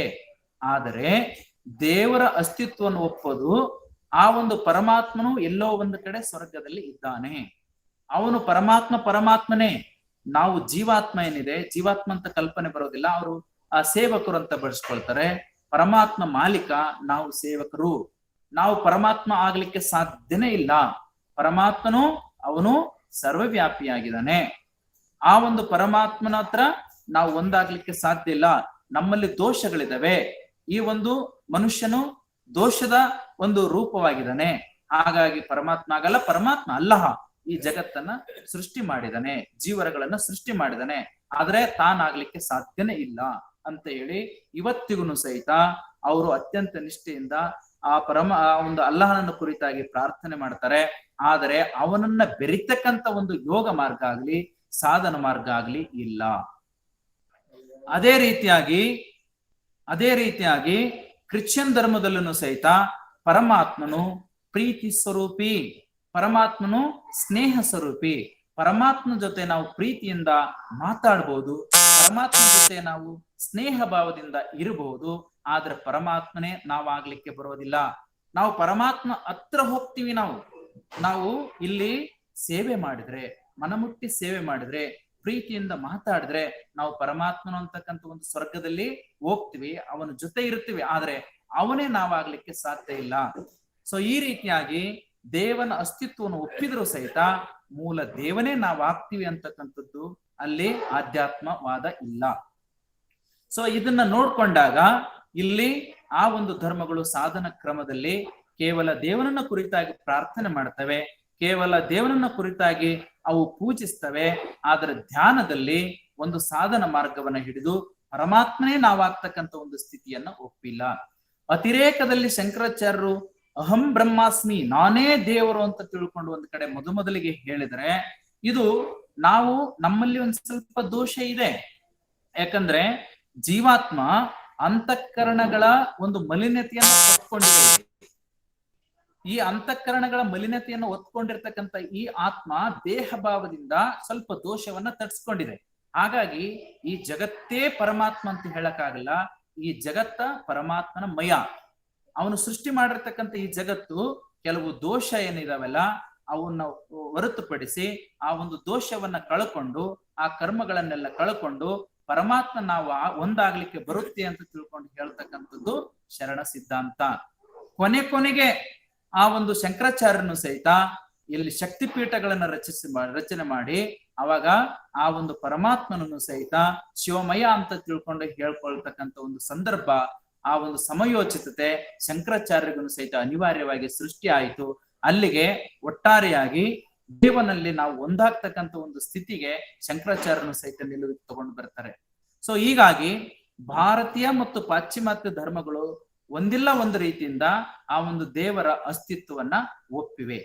ಹಾಗಾದ್ರೆ ದೇವರು ಅಂತಕ್ಕಂಥ ಕಾನ್ಸೆಪ್ಟ್ ಏನು? ನಾವು ಇಲ್ಲಿ ತನ ಮಹಾಲಿಂಗ ಸೃಷ್ಟಿ ಮಾಡಿತು ಅಂತ ತಿಳ್ಕೊಂಡು ಹೇಳಿದೀವಿ. ಆದ್ರೆ ಆ ಒಂದು ಮಹಾಲಿಂಗದ ಸ್ವರೂಪ ಹೇಗಿದೆ? ಆ ಮಹಾಲಿಂಗದಿಂದ ಉತ್ಪತ್ತಿಯಾಗಿರ್ತಕ್ಕಂಥ ಆತ್ಮದ ಸ್ವರೂಪ ಹೇಗಿದೆ, ಅದರ ಅಸ್ತಿತ್ವ ಯಾವ ರೀತಿ ಕೂಡಿದೆ ಅನ್ನೋದ್ರ ಬಗ್ಗೆ ನಾವು ಇವತ್ತು ತಿಳ್ಕೊಳ್ಳೋಣ. ದೇವರು ಅಂತಕ್ಕಂಥದ್ದು ಆ ಅಕ್ಷರದಲ್ಲೇ ಇದೆ. ಅಂದ್ರೆ ದೇಹಾತೀತ, ವರ್ಣಾತೀತ, ರೂಪಾತೀತವಾಗಿರ್ತಕ್ಕಂಥ ಒಂದು ವ್ಯವಸ್ಥೆ ಏನಿದೆಯಲ್ಲ ಅದೇ ದೇವರು. ಅಂದ್ರೆ ದೇವನು ಒಂದು ದೇಹಧಾರಿಯಾಗಿರೋದಿಲ್ಲ. ದೇವನು ಅವನಿಗೆ ವರ್ಣಿಸ್ಲಿಕ್ಕೆ ಅಸಾಧ್ಯ, ವರ್ಣನೆಗೆ ಅತೀತನಾಗಿರ್ತಕ್ಕಂಥವನು. ಆಮೇಲೆ ಅವನಿಗಾಗಿ ರೂಪ ಇಲ್ಲ, ನಾಮ ರೂಪಗಳಿಲ್ಲಾರಂತ ಒಂದು ಪರಮಾತ್ಮನವನು. ಎಲ್ಲ ರೂಪಗಳ ಸೃಷ್ಟಿ ಮಾಡಿದ್ರೆ ಆ ರೂಪಕ್ಕೆ ಅತೀತನಾಗಿರ್ತಕ್ಕಂಥವನು, ನಾಮಗಳ ಸೃಷ್ಟಿ ಮಾಡಿದ್ರೆ ನಾಮಕ್ಕೆ ಅತೀತನಾಗಿರ್ತಕ್ಕಂಥದ್ದು, ಕ್ರಿಯಾತ್ಮಕವಾಗಿರ್ತಕ್ಕಂಥ ಚಟುವಟಿಕೆ ಕಾರ್ಯಗಳನ್ನು ಮಾಡಿದ್ರು ಅದರಿಂದ ಭಿನ್ನವಾಗಿ ನಿಂತು ನೋಡತಕ್ಕಂಥವನು. ಅದ್ರ ಒಳಗಡೆ ಇದ್ದು ಇಲ್ಲದಂತೆ ಇರತಕ್ಕಂಥ ಒಂದು ಸ್ಥಿತಿಯಲ್ಲಿ ಪರಮಾತ್ಮನ ಅಸ್ತಿತ್ವ ಇದೆ ಅಂತಕ್ಕಂಥದ್ದು ನಮ್ಮ ಈ ಒಂದು ಲಿಂಗಾಯತ ಧರ್ಮದ ಸಿದ್ಧಾಂತ, ಶರಣ ಸಿದ್ಧಾಂತ. ಸೊ ಹಾಗಾಗಿ ಇಲ್ಲಿ ನಾವು ಇಂಥ ಒಂದು ಪರಮಾತ್ಮನನ್ನ ಏನು ಈ ಒಂದು ಸಾಧನ ಕ್ರಮದಲ್ಲೇ ನಾವು ಅಳವಡಿಸ್ಕೊಂಡು ಸಾಗ್ಬೇಕಲ್ಲ, ಹಾಗಾಗಿ ಆ ಕೊಟ್ಟಿರ್ತಕ್ಕಂಥ ಒಂದು ಶರಣರು ಈ ಒಂದು ಸಾಧನ ಕ್ರಮಕ್ಕೆ ನಮಗೆ ಶಟಸ್ಥಲ ಅಂತ ತಿಳ್ಕೊಂಡು ಕರಿತಾ ಇದ್ದಾರೆ. ಈ ಒಂದು ಶಟಸ್ಥಲದಲ್ಲಿ ನಾವು ಮುಂದೆ ಈ ದೇವರ ಅಸ್ತಿತ್ವ ಮತ್ತು ಆತ್ಮದ ಅಸ್ತಿತ್ವವನ್ನ ನಾವು ಇವತ್ತು ತಿಳ್ಕೊಳ್ಬೇಕಾಗಿದೆ. ಹಾಗಾಗಿ ನಾನು ಮೊದಲೇ ಹೇಳಿದೆ, ಈ ಒಂದು ದೇವನನ್ನ ನಂಬತಕ್ಕಂಥದ್ದು ಅಧಿಭೌತಿಕವಾಗಿ, ಅಧಿದೈವಿಕವಾಗಿ ಮತ್ತು ಆಧ್ಯಾತ್ಮಿಕವಾಗಿ ಅಂತ. ಅಧಿದೈವಿಕ ಹೊರಗಡೆ ಇರತಕ್ಕಂತ ಏನು ಪಂಚಭೂತಗಳನ್ನ ಪೂಜೆ ಮಾಡೋದು, ಅಧಿದೈವಿಕ ಎಲ್ಲೋ ದೇವತೆಗಳು ಇದ್ದಾರೆ ಅಂತ ತಿಳ್ಕೊಂಡು ಪೂಜೆ ಮಾಡೋದು, ಆಧ್ಯಾತ್ಮಿಕ ತನ್ನಲ್ಲೇ ದೇವನಿದ್ದಾನೆ ಅಂತ ತಿಳ್ಕೊಂಡು ನಂಬುವುದು. ಈ ವಿಚಾರವನ್ನ ಇಟ್ಕೊಂಡು ಈ ಜಗತ್ತಿನಲ್ಲಿ 3 ವಾದಗಳು ಸೃಷ್ಟಿಯಾದವು. ನಾನು ಒಂದೊಂದು ಧರ್ಮದ ವಿಚಾರಗಳನ್ನ ಹೇಳಿದೆ, ಆ ಒಂದೊಂದು ಧರ್ಮದ ವಿಚಾರಗಳು ಎಲ್ಲವೂ ಸೇರಿಕೊಂಡು 3 ವಾದದಲ್ಲಿ ಅಲ್ಲಿ ಪರ್ಯವಸನ ಹೊಂದ್ತವೆ. ಮೊದಲನೇ ವಾದ ಪರಿಪೂರ್ಣತಾವಾದ ಅಂತ ಹೇಳಿ, ಎರಡನೇ ವಾದ ಆದಿಕಾರಣ ವಾದ ಅಂತ ತಿಳ್ಕೊಂಡು ಹೇಳ್ತೀವಿ. ಆಮೇಲೆ 3ನೇ ವಾದ ಸದುದ್ದೇಶವಾದ ಅಂತ. ಪರಮಾತ್ಮ ಹತ್ರ 3 ರೀತಿಯಿಂದ ಒಂದು ವಾದಗಳನ್ನ ಮಂಡಿಸಿ ಪರಮಾತ್ಮನ ಅಸ್ತಿತ್ವವನ್ನ ಇಲ್ಲಿ ತೋರಿಸ್ತಾರೆ. ಅಂದ್ರೆ ಯಾವುದು ಪರಿಪೂರ್ಣವಾಗಿದೆಯೋ ಅದು ಮೂಲ ಉಪನಿಷತ್ತು ಹೇಳ್ತದೆ. ಪರಮಾತ್ಮನು ಪೂರ್ಣಮದ ಪೂರ್ಣಮಿದ ಪೂರ್ಣಾತ್ ಪೂರ್ಣಮುದಚ್ಯತೆ. ಅಂದ್ರೆ ಪರಮಾತ್ಮನ ಪೂರ್ಣ ಸ್ವರೂಪನಾಗಿದ್ದಾನೆ. ಯಾವುದು ಪೂರ್ಣವಾಗಿದೆಯೋ ಅದು ಪೂರ್ಣವೇ, ಯಾವುದು ಸತ್ಯಶ್ರೇಷ್ಠವಾಗಿದೆಯೋ ಅದು ಅಂತಿಮವಾಗಿ ಸತ್ಯವೇ. ಉದಾಹರಣೆ H2O, ಅದು H2O ನೀರಿನ ಅಣುಸೂತ್ರ, ಅದು ಭಾರತದಲ್ಲಿಯೂ ಸಹಿತ ಒಂದೇ ಆಗಿದೆ, ಅದು ಇನ್ನಿತರ ದೇಶಗಳಲ್ಲೂ ಸಹಿತ ಹೇಗೆ ಒಂದೇ ಆಗಿದೆಯೋ ಅದೇ ರೀತಿಯಾಗಿ ಪರಮಾತ್ಮನ ಆ ಒಂದು ಪೂರ್ಣತ್ವವೇ ಆಗಿದೆ. ಅಲ್ಲಿ ಯಾವುದೇ ರೀತಿಯಿಂದ ದೋಷ ಇಲ್ಲ ಅಂತ ತಿಳ್ಕೊಂಡು ಹೇಳ್ತಕ್ಕಂಥದ್ದು ಅದು ಪೂರ್ಣವಾದ, ಅದು ಪರಿಪೂರ್ಣವಾದ. ಅದೇ ರೀತಿಯಾಗಿ ಎರಡನೇ ವಾದ ಆದಿ ಕಾರಣವಾದ ಅಂತ. ಈ ಜಗತ್ತು ಸೃಷ್ಟಿ ಆಗ್ಲಿಕ್ಕೆ ಮೂಲ ಒಂದು ಕಾರಣ ಇದೆ, ಅದು ಕಾರ್ಯ ಮತ್ತು ಕಾರಣಗಳ ಸರಪಳಿಯನ್ನ ಹೊಂದಿ ಕೊನೆಗೆ ಮೂಲ ಒಂದು ಕಾರಣ ಇದೆ. ಆ ಕಾರಣನೇ ಈ ಜಗತ್ತಿಗೆ ಕಾರಣವಾಗಿರ್ತಕ್ಕಂಥದ್ದು. ಅದಕ್ಕಾಗಿ ಆ ಒಂದು ಆದಿ ಕಾರಣವಾದದ ವಿಚಾರವನ್ನ ಇಟ್ಕೊಂಡು ಪರಮಾತ್ಮನು ಆದಿ ಕಾರಣವಾದದಲ್ಲಿ ಪರ್ಯವಸನ ಹೊಂದೋದಿಲ್ಲ, ಅದಕ್ಕೆ ಅತೀತನಾಗಿ ನಿಲ್ತಕ್ಕಂಥ ವಿಚಾರವನ್ನು ಹೇಳ್ತಕ್ಕಂಥದ್ದು ಅದು ಆದಿ ಕಾರಣವಾದ. ಆಮೇಲೆ ಸದುದ್ದೇಶವಾದ. ಈ ಜಗತ್ತು ಹುಟ್ಟಿಸ್ಲಿಕ್ಕೆ ಒಂದು ಸದುದ್ದೇಶ ಇದೆ. ಯಾಕೆ ಹುಟ್ಟಿಸ್ಬೇಕು? ಜಗತ್ತಿಗೆ ಹುಟ್ಟಿಸ್ಬೇಕಾದ್ರೆ ಕಾರಣ ಏನು ಅಂತ ತಿಳ್ಕೊಂಡು ನಾವೆಲ್ಲ ಕೇಳ್ತೀವಲ್ಲ. ಈ ಜಗತ್ತು ಹುಟ್ಟಿಸ್ಬೇಕಾದ್ರೆ ಅವನ ಸೋಲೀಲಾನಂದ, ನಾನು ಹಿಂದಿನ ಸಂಚಿಕೆಯಲ್ಲಿ ಹೇಳಿದೆ, ಪರಮಾತ್ಮನಿಗೊಂದು ಅಪೇಕ್ಷೆ ಉಂಟಾಗಿದೆ ಇಲ್ಲಿ, ಪರಮಾತ್ಮನಿಗೆ ನೆನಹು ಉಂಟಾಗಿದೆ ಇಲ್ಲಿ, ಅವನಲ್ಲಿ ಒಂದು ಬಯಕೆ ಉಂಟಾಗಿದೆ. ಈ ಜಗತ್ತನ್ನು ನಾನು ಸೃಷ್ಟಿ ಮಾಡಬೇಕು, ಈ ಜಗತ್ತನ್ನು ಸೃಷ್ಟಿ ಮಾಡಿದ ಮೇಲೆ ನನ್ನ ಅಂಶದ ಆತ್ಮರುಗಳನ್ನ ಇಲ್ಲಿ ಬಿಡಬೇಕು, ಆಮೇಲೆ ಮತ್ತೆ ಪುನಃ ನನ್ನ ಹತ್ರ ಸೇರುವಂತೆ ನಾನು ಅವರಿಗೆ ಜ್ಞಾನ ಚಿತ್ತನ್ನ ತುಂಬಬೇಕು, ಆಮೇಲೆ ಅದಕ್ಕೆ ಬೇಕಾಗಿರತಕ್ಕಂಥ ಎಲ್ಲ ಶಕ್ತಿಯನ್ನ ತುಂಬಬೇಕು ಅಂತ ತಿಳ್ಕೊಂಡಿನ ಅಭಿಲಾಷ ಉಂಟಾಯ್ತಲ್ಲ. ಆ ಅಭಿಲಾಷದ ಕಾರಣದಲ್ಲಿ ಒಂದು ಸದುದ್ದೇಶ ಇದೆ. ಸುಮ್ಮನೆ ಜಸ್ಟ್ ನಾವು ಒಂದು ಎಕ್ಸಾಂಪಲ್ ನೋಡಿದಾಗ, ಒಂದು ಮಗುನೋ ಒಂದು ಜೀವಿಯೋ ಹುಟ್ಟಿದಾಗ ನೋಡಿ, ಅದಕ್ಕೆ ಒಂದು ತಾಯಿಯ ಮಗು ಹುಟ್ಟಿದಾಗ ಮಗು ಏನು ಊಟ ಆಗಿಂದಾಗಲೇ ಅಲ್ಲಂತೂ ಇರೋದಿಲ್ಲ, ಆಮೇಲೆ ಅದಕ್ಕೆ ಅಷ್ಟೊಂದು ಅನಾಟಮಿ ಬೆಳೆದಿರಲ್ಲ, ಅದಕ್ಕೆ ಇನ್ನೂ ಏನು ಅಷ್ಟು ಅರಿವು ಇರೋದಿಲ್ಲ. ಹಾಗಾಗಿ ಆ ಒಂದು ಸಿಚುವೇಶನ್ ಅಲ್ಲಿ ಹೇಗೆ ಬೆಳಿಬೇಕದು? ದೇವರು ನೋಡಿ ಇನ್ಸ್ಟಂಟ್ ಫುಡ್ ಇಟ್ಬಿಟ್ಟಿದ್ದಾನೆ. ಅಂದ್ರೆ ತಾಯಿಯ ಆ ಒಂದು ಎದೆಯಲ್ಲಿ ಹಾಲನ್ನ ಇಟ್ಟಿದ್ದಾನೆ, ಮಗು ಹಾಲನ್ನ ಕುಡಿದು ಜೀವಿಸಬೇಕು, ಬೆಳಿಬೇಕು ಅಂತ ತಿಳ್ಕೊಂಡು ನೋಡಿ. ಒಂದೊಂದು ತತ್ವದ ಹಿಂದೆ ಒಂದೊಂದು ಸದುದ್ದೇಶ ಇದೆ. ಹೀಗೆ ಇರಬೇಕು ಅಂತ ತಿಳ್ಕೊಂಡು ಮಾನವನ ಬಳಸ್ತಕ್ಕಂಥ ಎಲ್ಲದರ ಹಿಂದಿನೂ ಸಹಿತ ಅದಕ್ಕೊಂದು ಸದುದ್ದೇಶ ಇದೆ. ಸೊ ಹಾಗಾಗಿ ಈ ಉದ್ದೇಶವನ್ನ ಹೇಳ್ತಕ್ಕಂಥದ್ದು ಅದೊಂದು ವಾದ ಇದೆ, ಅದಕ್ಕೆ ಸದುದ್ದೇಶವಾದ ಅಂತ ತಿಳ್ಕೊಂಡು ದೇವನ ಈ ಒಂದು ವಿಚಾರ ಸ್ವರೂಪವನ್ನು ತಿಳಿಸ್ಬೇಕಾದ್ರೆ ಈ 3 ವಾದದ ಮೇಲೆ ಈ ಜಗತ್ತಿನ ಆಧ್ಯಾತ್ಮಿಕ ಕ್ಷೇತ್ರದಲ್ಲಿ ದೇವನ ಒಂದು ಅಸ್ತಿತ್ವವನ್ನ ನಾವು ಕಾಣ್ತೀವಿ. ಸೊ ಹಾಗಾಗಿ ಇಂಥ ಒಂದು ಪರಮಾತ್ಮ ಜೀವಾತ್ಮ ಆಗಿರ್ತಕ್ಕಂಥ ಒಂದು ಸಂದರ್ಭದಲ್ಲಿ ಮತ್ತು ಜೀವಾತ್ಮನ ಮೂಲ ಉದ್ದೇಶ ಏನಾಗಿರ್ಬೇಕು, ಆ ಪರಮಾತ್ಮನಿಂದ ಬಂದಿರತಕ್ಕಂಥ ಒಂದು ಜೀವಾತ್ಮ ಇದು ಮೂಲ ಪರಮಾತ್ಮನ ಉದ್ದೇಶವನ್ನ ಇಟ್ಕೊಂಡು ಬಂದ್ಮೇಲೆ ಮತ್ತೆ ಇಲ್ಲಿ ಯಾಕೆ ದೇಹದೊಳಗಡೆ ಕಷ್ಟವನ್ನ ಅನುಭವಿಸ್ತಾ ಇದೆ ಅಂತ ನಾವು ವಿಚಾರ ಮಾಡಿದಾಗ ಇಲ್ಲಿ ದೇಹಭಾವಿ ಆಗಿರ್ತಕ್ಕಂಥ ಒಂದು ಜೀವ ಆತ್ಮನನ್ನ ಬಳಸ್ಕೊಂಡು ಕರ್ಮ ಮಾಡೋದ್ರಿಂದ ಮರೆವು ಇಲ್ಲಿ ಉಂಟಾಗಿರೋದ್ರಿಂದ ಮೂಲ ತಾನು ಎಲ್ಲಿಂದ ಬಂದೆ ಅನ್ನೋದನ್ನ ಮರೆತಿದೆ. ಈ ಮರೆವು ಆಗಿರೋದ ಕಾರಣದಿಂದನೇ ಅವನಿಗೆ ಅಜ್ಞಾನ ಆಗಿದೆ, ಸಂಸಾರ ಬಂಧನದಲ್ಲಿ ತೊಡಸ್ಕೊಂಡಿದ್ದಾನೆ, ಅವನಲ್ಲಿ ಕತ್ತಲು ಆವರಿಸಿದೆ. ಇಂಥ ಒಂದು ಸಂದರ್ಭದಲ್ಲಿ ಆ ಒಂದು ಪರಮಾತ್ಮನ ಮೂಲ ಏನು ಚಿತ್ತ ಅವನಿಗೆ ಕಲ್ಪನೆಗೆ ಬರ್ತಾ ಇಲ್ಲ. ಯಾವಾಗ ಅವನಿಗೆ ಕಲ್ಪನೆ ಬರ್ತಾ ಇಲ್ಲ, ಯೋಚನೆ ಮಾಡ್ಲಕ್ ಬರ್ತಾ ಇಲ್ಲ ಅಂತಂದಾಗ ನಾವು ತಿಳ್ಕೊಳ್ಬೇಕು ಅಲ್ಲಿ ಅವನಲ್ಲಿಗೆ ಯಾವುದೋ ಒಂದು ಮರೆವು ಅಡಕವಾಗಿದೆ. ಆ ಮರೆವು ಮೂಲ ಪರಮಾತ್ಮನನ್ನ ತಿಳ್ಕೊಳ್ಳಕ್ಕೆ ಬಿಡ್ತಾ ಇಲ್ಲ.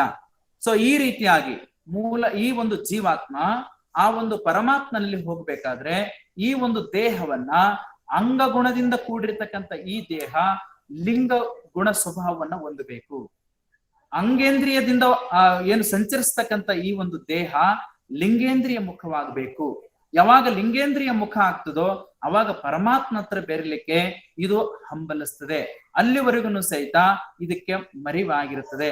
ಆ ಒಂದು ಮರೆವು ಸ್ಥಿತಿ ಏನಿದೆಯಲ್ಲ ಅದಕ್ಕೆ ನಮ್ಮ ಶಟಸ್ಥಲದ ಸಿದ್ಧಾಂತದಲ್ಲಿ ಆ ಒಂದು ಪರಿಭಾಷಿಕತೆಗೆ ಶಟಸ್ಥಲದಲ್ಲಿ ಮೊದಲನೇ ಒಂದು ಸ್ಥಳ ಪಿಂಡಸ್ಥಲ ಅಂತ ತಿಳ್ಕೊಂಡು ನಾವು ಹೇಳ್ತಾ ಇದೀವಿ. ಈ ಪಿಂಡಸ್ಥಲ ನಾವು ಈ ಒಂದು ಸ್ಥಳಕ್ಕೆ ಹೋಗೋದಕ್ಕಿಂತ ಪೂರ್ವದಲ್ಲಿ ನಾವು ಈ ಒಂದು ಆತ್ಮ ಅಂತ ಹೇಳಿದೆ. ದೇಹ ಮತ್ತು ಆತ್ಮಕ್ಕೆ ಹೇಗೆ ಭಿನ್ನವಾಗಿದೆ, ಪರಮಾತ್ಮ ಮತ್ತು ಆತ್ಮಕ್ಕೆ ಹೇಗೆ ಭಿನ್ನವಾಗಿದೆ ಅನ್ನೋದನ್ನ ನಾವು ಆತ್ಮದ ಸ್ವರೂಪದಲ್ಲಿ ತಿಳ್ಕೊಳ್ಬೇಕು. ಯಾಕಂದ್ರೆ ದೇವರ ಸ್ವರೂಪ ಏನ್ ನಾವು ದೇವರು ಬ್ರಹ್ಮಾಂಡಗತವಾಗಿರ್ತಕ್ಕಂಥ ಒಂದು ಚೈತನ್ಯ, ಈ ಒಂದು ಆತ್ಮ ಪಿಂಡಾಂಡಗತವಾಗಿರ್ತಕ್ಕಂಥ ಒಂದು ಚೈತನ್ಯ. ಈ ಅನಂತ ಬ್ರಹ್ಮಾಂಡಗಳನ್ನು ಸೃಷ್ಟಿ ಮಾಡಿರ್ತಕ್ಕಂಥ ಒಂದು ಪರಮಾತ್ಮ ಅದು ವಿಭುವಾಗಿದೆ. ಈ ಒಂದು ದೇಹದಲ್ಲಿರ್ತಕ್ಕಂಥ ಈ ಪಿಂಡಾಂಡದಲ್ಲಿರ್ತಕ್ಕಂಥ ಈ ಒಂದು ಆತ್ಮ ಅದು ಅಣುವಾಗಿದೆ. ಸೊ ಹಾಗಾಗಿ ಪರಮಾತ್ಮನು ಅದು ದೊಡ್ಡ ಒಂದು ಸಮುದ್ರ ಇದ್ದಂತೆ, ಆತ್ಮ ಅಂತಂದ್ರೆ ಇದು ನದಿ ಇದ್ದಂತೆ. ನದಿ ಸಮುದ್ರವನ್ನ ಬೆರಿಬೇಕು. ಅದನ್ನ ಆತ್ಮತತ್ವದಲ್ಲಿ ನಾವು ನೋಡೋಣ. ಯಾಕೆ ಈ ಭಯಕ್ಕೆ ಉಂಟಾಗುತ್ತೆ ಅನ್ನೋದನ್ನ ಗುರು ಬಸವಣ್ಣವರು ಮೊಟ್ಟ ಮೊದಲ ಬಾರಿಗೆ ಒಂದು ವಚನದಿಂದಗೆ ಈ ಆತ್ಮನ ಅಸ್ತಿತ್ವ, ಆತ್ಮನ ಈ ಒಂದು ಪರಮಾತ್ಮ ಹತ್ರ ಬೆರಿಬೇಕಾದ್ರೆ ಯಾಕೆ ಹಂಬಲ ಬರ್ತದೆ ಅನ್ನೋದ್ರ ಬಗ್ಗೆ ಈ ಒಂದು ಶಟಸ್ಥಲ ಸಿದ್ಧಾಂತದಲ್ಲಿ ಗುರು ಬಸವಣ್ಣನವರು ಮೊದಲು ಒಂದು ವಚನವನ್ನ ಹೇಳ್ತಾರೆ.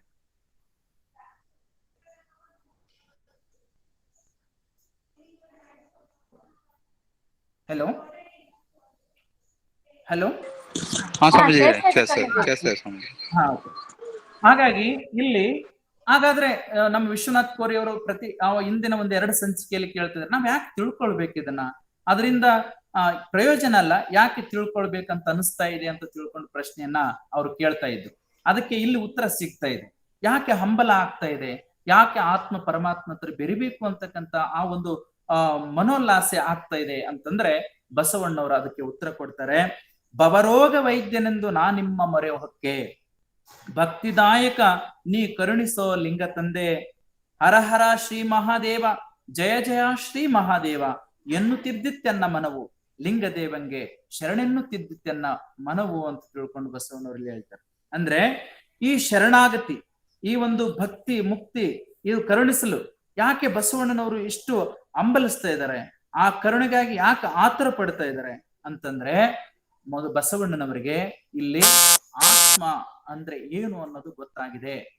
ಈ ಒಂದು ದೇಹ ಇದು ಕೇವಲ ಆ ಒಂದು ಚೈತನ್ಯ ಇಲ್ಲ ಅಂತಂದ್ರೆ ದೇಹ ಇದು ಜಡ ಆಗ್ಬಿಡ್ತದೆ, ಶವ ಆಗ್ಬಿಡ್ತದೆ. ಹಾಗಾಗಿ ಇಲ್ಲಿ ಏನೋ ಒಂದು ಒಳ್ಳೆಯದನ್ನು ಯೋಚನೆ ಮಾಡ್ತದೆ, ಆಮೇಲೆ ಕ್ಷಣಾರ್ಧದಲ್ಲೇ ಮತ್ತೆ ಕೆಟ್ಟದ್ದನ್ನು ಯೋಚನೆ ಮಾಡ್ತದೆ. ಸೊ ಇದರ ನಡುವೆ ಆತ್ಮ ಮತ್ತು ದೇಹದ ನಡುವೆ ಏನೋ ಒಂದು ಕೊಂಡಿ, ಅದು ಆ ಒಂದು ಕಡೆ ದೇವರ ನೆನಪು ಮಾಡ್ತದೆ, ಮತ್ತೊಂದು ಕಡೆ ದೇಹ ಭಾವವನ್ನ ಇಟ್ಕೊಂಡು ಕರ್ಮದ ಕಡೆ ಬೆನ್ನತ್ತಾ ಇದೆ. ಇದರ ಮಧ್ಯದಲ್ಲಿ ಕೆಲಸ ಮಾಡೋದು ಏನು ಅಂತ ತಿಳ್ಕೊಂಡು ಗೊತ್ತು ಮಾಡ್ಕೊಂಡ್ರು ಬಸವಣ್ಣರು. ಆತ್ಮ ಮತ್ತು ದೇಹದ ಮಧ್ಯದಲ್ಲಿ ಇರ್ತಕ್ಕಂಥ ಈ ಮನಸ್ಸನ್ನ ಗೊತ್ತು ಮಾಡ್ಕೊಂಡ್ರು. ಅವಾಗ ಅವ್ರಿಗೆ ಗೊತ್ತಾಯ್ತು, ಈ ಆತ್ಮ ದೇಹ ಭಾವವನ್ನ, ದೇಹದ ಜೊತೆಗೆ ಕರ್ಮಗಳನ್ನ ಮಾಡ್ಲಾರ್ದೆ ಇದು ಮೂಲ ಪರಮಾತ್ಮನಿಂದ ಬಂದಿರತಕ್ಕಂಥ ಆತ್ಮ ಪರಮಾತ್ಮತ್ರೇ ಒಂದಾಗ್ಬೇಕು ಅಂತಕ್ಕಂಥದ್ದು ಅವರಿಗೆ ಗೊತ್ತಾಯ್ತು.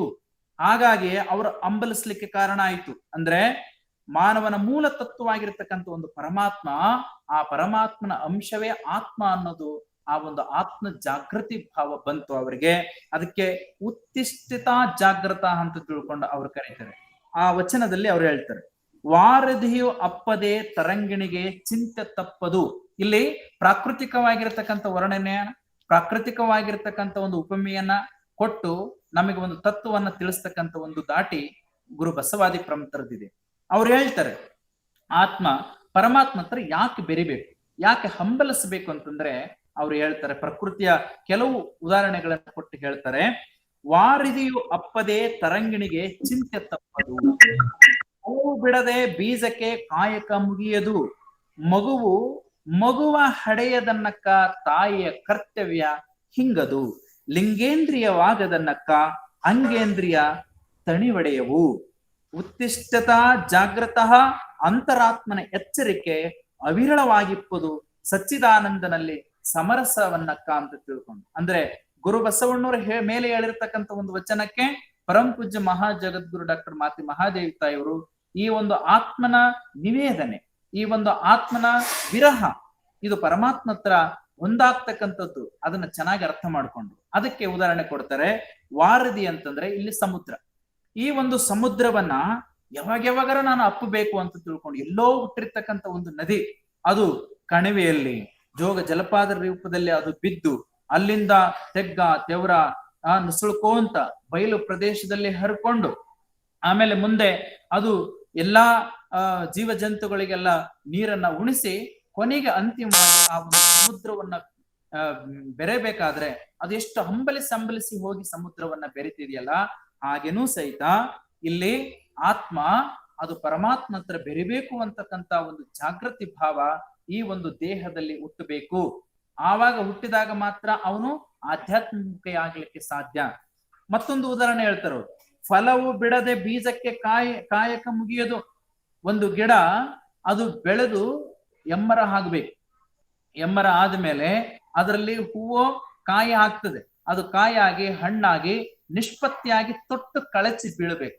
ಅಲ್ಲಿವರೆಗೂ ಸಹಿತ ಅದ್ರ ಕರ್ತವ್ಯ ಮುಗಿಯೋದಿಲ್ಲ. ಸೊ ಹಾಗೆ ಈ ಒಂದು ಆತ್ಮ ಹೇಗೋ ಬಂದು ಸೇರ್ಕೊಂಡಿದೆ, ಈ ಆತ್ಮ ಪರಮಾತ್ಮ ಹತ್ರ ಹೋಗಿ ಮುಟ್ಟವರೆಗೂ ಸಹಿತ ಇದ್ರ ಕರ್ತವ್ಯ ಮುಗಿಯೋದಿಲ್ಲ. ಈ ಜನ್ಮ ಆಗ್ಲಿ ಮತ್ತೊಂದು ಜನ್ಮ ಆಗ್ಲಿ ಯಾವುದೇ ಜನ್ಮ ಎತ್ತಿ ಬಂದ್ರು ಸಹಿತ ಅದು ಅಂತಿಮವಾಗಿ ಪರಮಾತ್ಮ ಹತ್ರ ಪರಿವರ್ತನ ಹೊಂದಲೇಬೇಕು.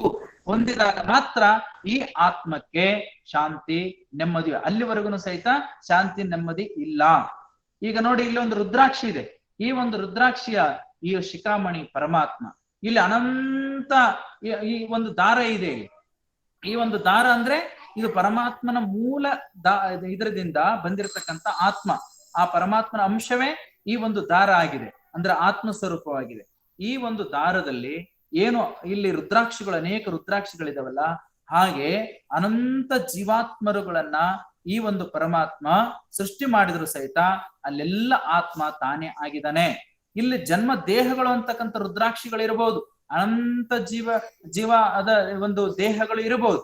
ಆದ್ರೆ ಎಲ್ಲಿ ಆ ಒಂದು ಪರಮಾತ್ಮನ ಚಿಂತನೆಯೊಂದಿಗೆ, ಅಂದ್ರೆ ತನ್ನ ಚಿಂತನೆಯೊಂದಿಗೆ ಆ ಒಂದು ಆತ್ಮ ಕೆಲಸ ಮಾಡ್ತದೋ ಅವಾಗ ಮಾತ್ರ ಅದು ತನ್ನ ಕಡೆಗೆ ಸೆಳ್ಕೊಂಡು ಪರಮಾತ್ಮ ತನ್ನ ಹತ್ರ ಲೀನ ಮಾಡ್ಕೊಳ್ತಾನೆ. ಅವಾಗ ಮಾತ್ರ ಆ ಆತ್ಮಕ್ಕೆ ಶಾಂತಿ ಆಗ್ತದೆ. ಅಲ್ಲಿವರೆಗೂ ಸಹಿತ ತನ್ನ ಕರ್ತವ್ಯ ಮುಗಿಯೋದಿಲ್ಲ. ಹಾಗಾಗಿ ಬೇಗ ಬೇಗ ಎಚ್ಚೆತ್ಕೊಳ್ಬೇಕು ಅಂತ ಯಾಕೆ ಹೇಳ್ತಾರೆ ವಚನಗಳಲ್ಲಿ? ನೋಡ್ರಿ ನೀವು ಅವ್ರು ಹೇಳ್ತಕ್ಕಂಥ ವಚನ, ಒತ್ತಾರೆ ಎದ್ದು ಅಗ್ಗವಣೆ ಪತ್ರೆ ತಂದು ಒತ್ತು ಹೋಗದ ಮುನ್ನ ಪೂಜಿಸೋ ಲಿಂಗವ, ಒತ್ತು ಹೋದ ಬಳಿಕ ನಿನ್ನನಾರು ಬಲ್ಲರು. ಎಮ್ಮವರು ಬೆಸಗೊಂಡ ಶುಭ ಲಗ್ನದಲ್ಲಿ ರಾಶಿಕೂಟ ಋಣ ಸಂಬಂಧ ಉಂಟೆಂದು ಹೇಳಿದ್ರೆ ನಾಳಿನ ದಿನಕ್ಕಿಂದಿನ ದಿನ ಈ ಕ್ಷಣದಲ್ಲೇ ಶುರು ಮಾಡ್ಬಿಡು ನೀನು, ಈ ಕ್ಷಣನೇ ಎಚ್ಚೆತ್ಕೊಂಡ್ ಬಿಡು ನೀನು. ಈ ಕ್ಷಣ ಇನ್ನೊಂದು ಕ್ಷಣದಲ್ಲಿ ಏನಾಗ್ತೀವಿ ಗೊತ್ತಿಲ್ಲ ಅಂತ ಯಾಕೆ ಇಷ್ಟ ಹಂಬಲಿಸ್ತಾ ಇದಾರೆ ಅಂದ್ರೆ, ಆತ್ಮ ಅರಿತ ಮೇಲೆ ಅದು ಪರಮಾತ್ಮ ಹತ್ರ ಒಂದಾಗ್ಲಿಕ್ಕೆ ತನ್ನ ಸಂಪೂರ್ಣ ಕರ್ತವ್ಯವನ್ನ ಪೂರೈಸಿಕೊಳ್ಳಿಕ್ಕೆ ಅದು ಹಂಬಲಿಸಬೇಕು ಅನ್ನೋ ಉದ್ದೇಶದಿಂದನೇ ಅವ್ರು ಹೇಳೋದು. ಮಗುವ ಹಡೆಯದನ್ನಕ್ಕ ಅಂದ್ರೆ ಒಂದು ಮಗು ಗಂಡು ಅಥವಾ ಹೆಣ್ಣು ಅದು ಕನ್ಯತನವನ್ನ ಪ್ರವೇಶ ಮಾಡಿ ಅಲ್ಲಿ ಮದುವೆ ಮಾಡ್ಕೊಂಡ ಮೇಲೆ ಒಂದು ಮಗುವನ್ನ ಹೆತ್ತು ಒಂದು ವಂಶವೃಕ್ಷವನ್ನು ಬೆಳೆಸಿದಾಗ ಅದು ಕರ್ತವ್ಯ ಪೂರೈಸ್ತದೆಯೋ ಅದೇ ರೀತಿಯಾಗಿ ಲಿಂಗೇಂದ್ರಿಯವಾಗದನ್ನಕ್ಕ ಅಂಗೇಂದ್ರಿಯಗಳೆಲ್ಲ ಲಿಂಗೇಂದ್ರಿಯ ಆಗುವವರೆಗೂ ಸಹಿತ ಇಲ್ಲಿ ಈ ಒಂದು ಅಂತರಾತ್ಮನ ಎಚ್ಚರಿಕೆ ನಿಲ್ಲದು ಅಂತ ತಿಳ್ಕೊಂಡು ಹೇಳ್ತಕ್ಕಂಥ ವಚನ. ಹಾಗೆ ಇಲ್ಲಿ ಸಚ್ಚಿದಾನಂದ ಸ್ವರೂಪನಾಗಿರ್ತಕ್ಕಂಥ ಪರಮಾತ್ಮ ಹತ್ರ ಸಮರಸವಾಗುವ ತನಕನು ಸಹಿತ ಅಂತರಾತ್ಮನ ಅಳಲು ನಿಲ್ಲೋದಿಲ್ಲ.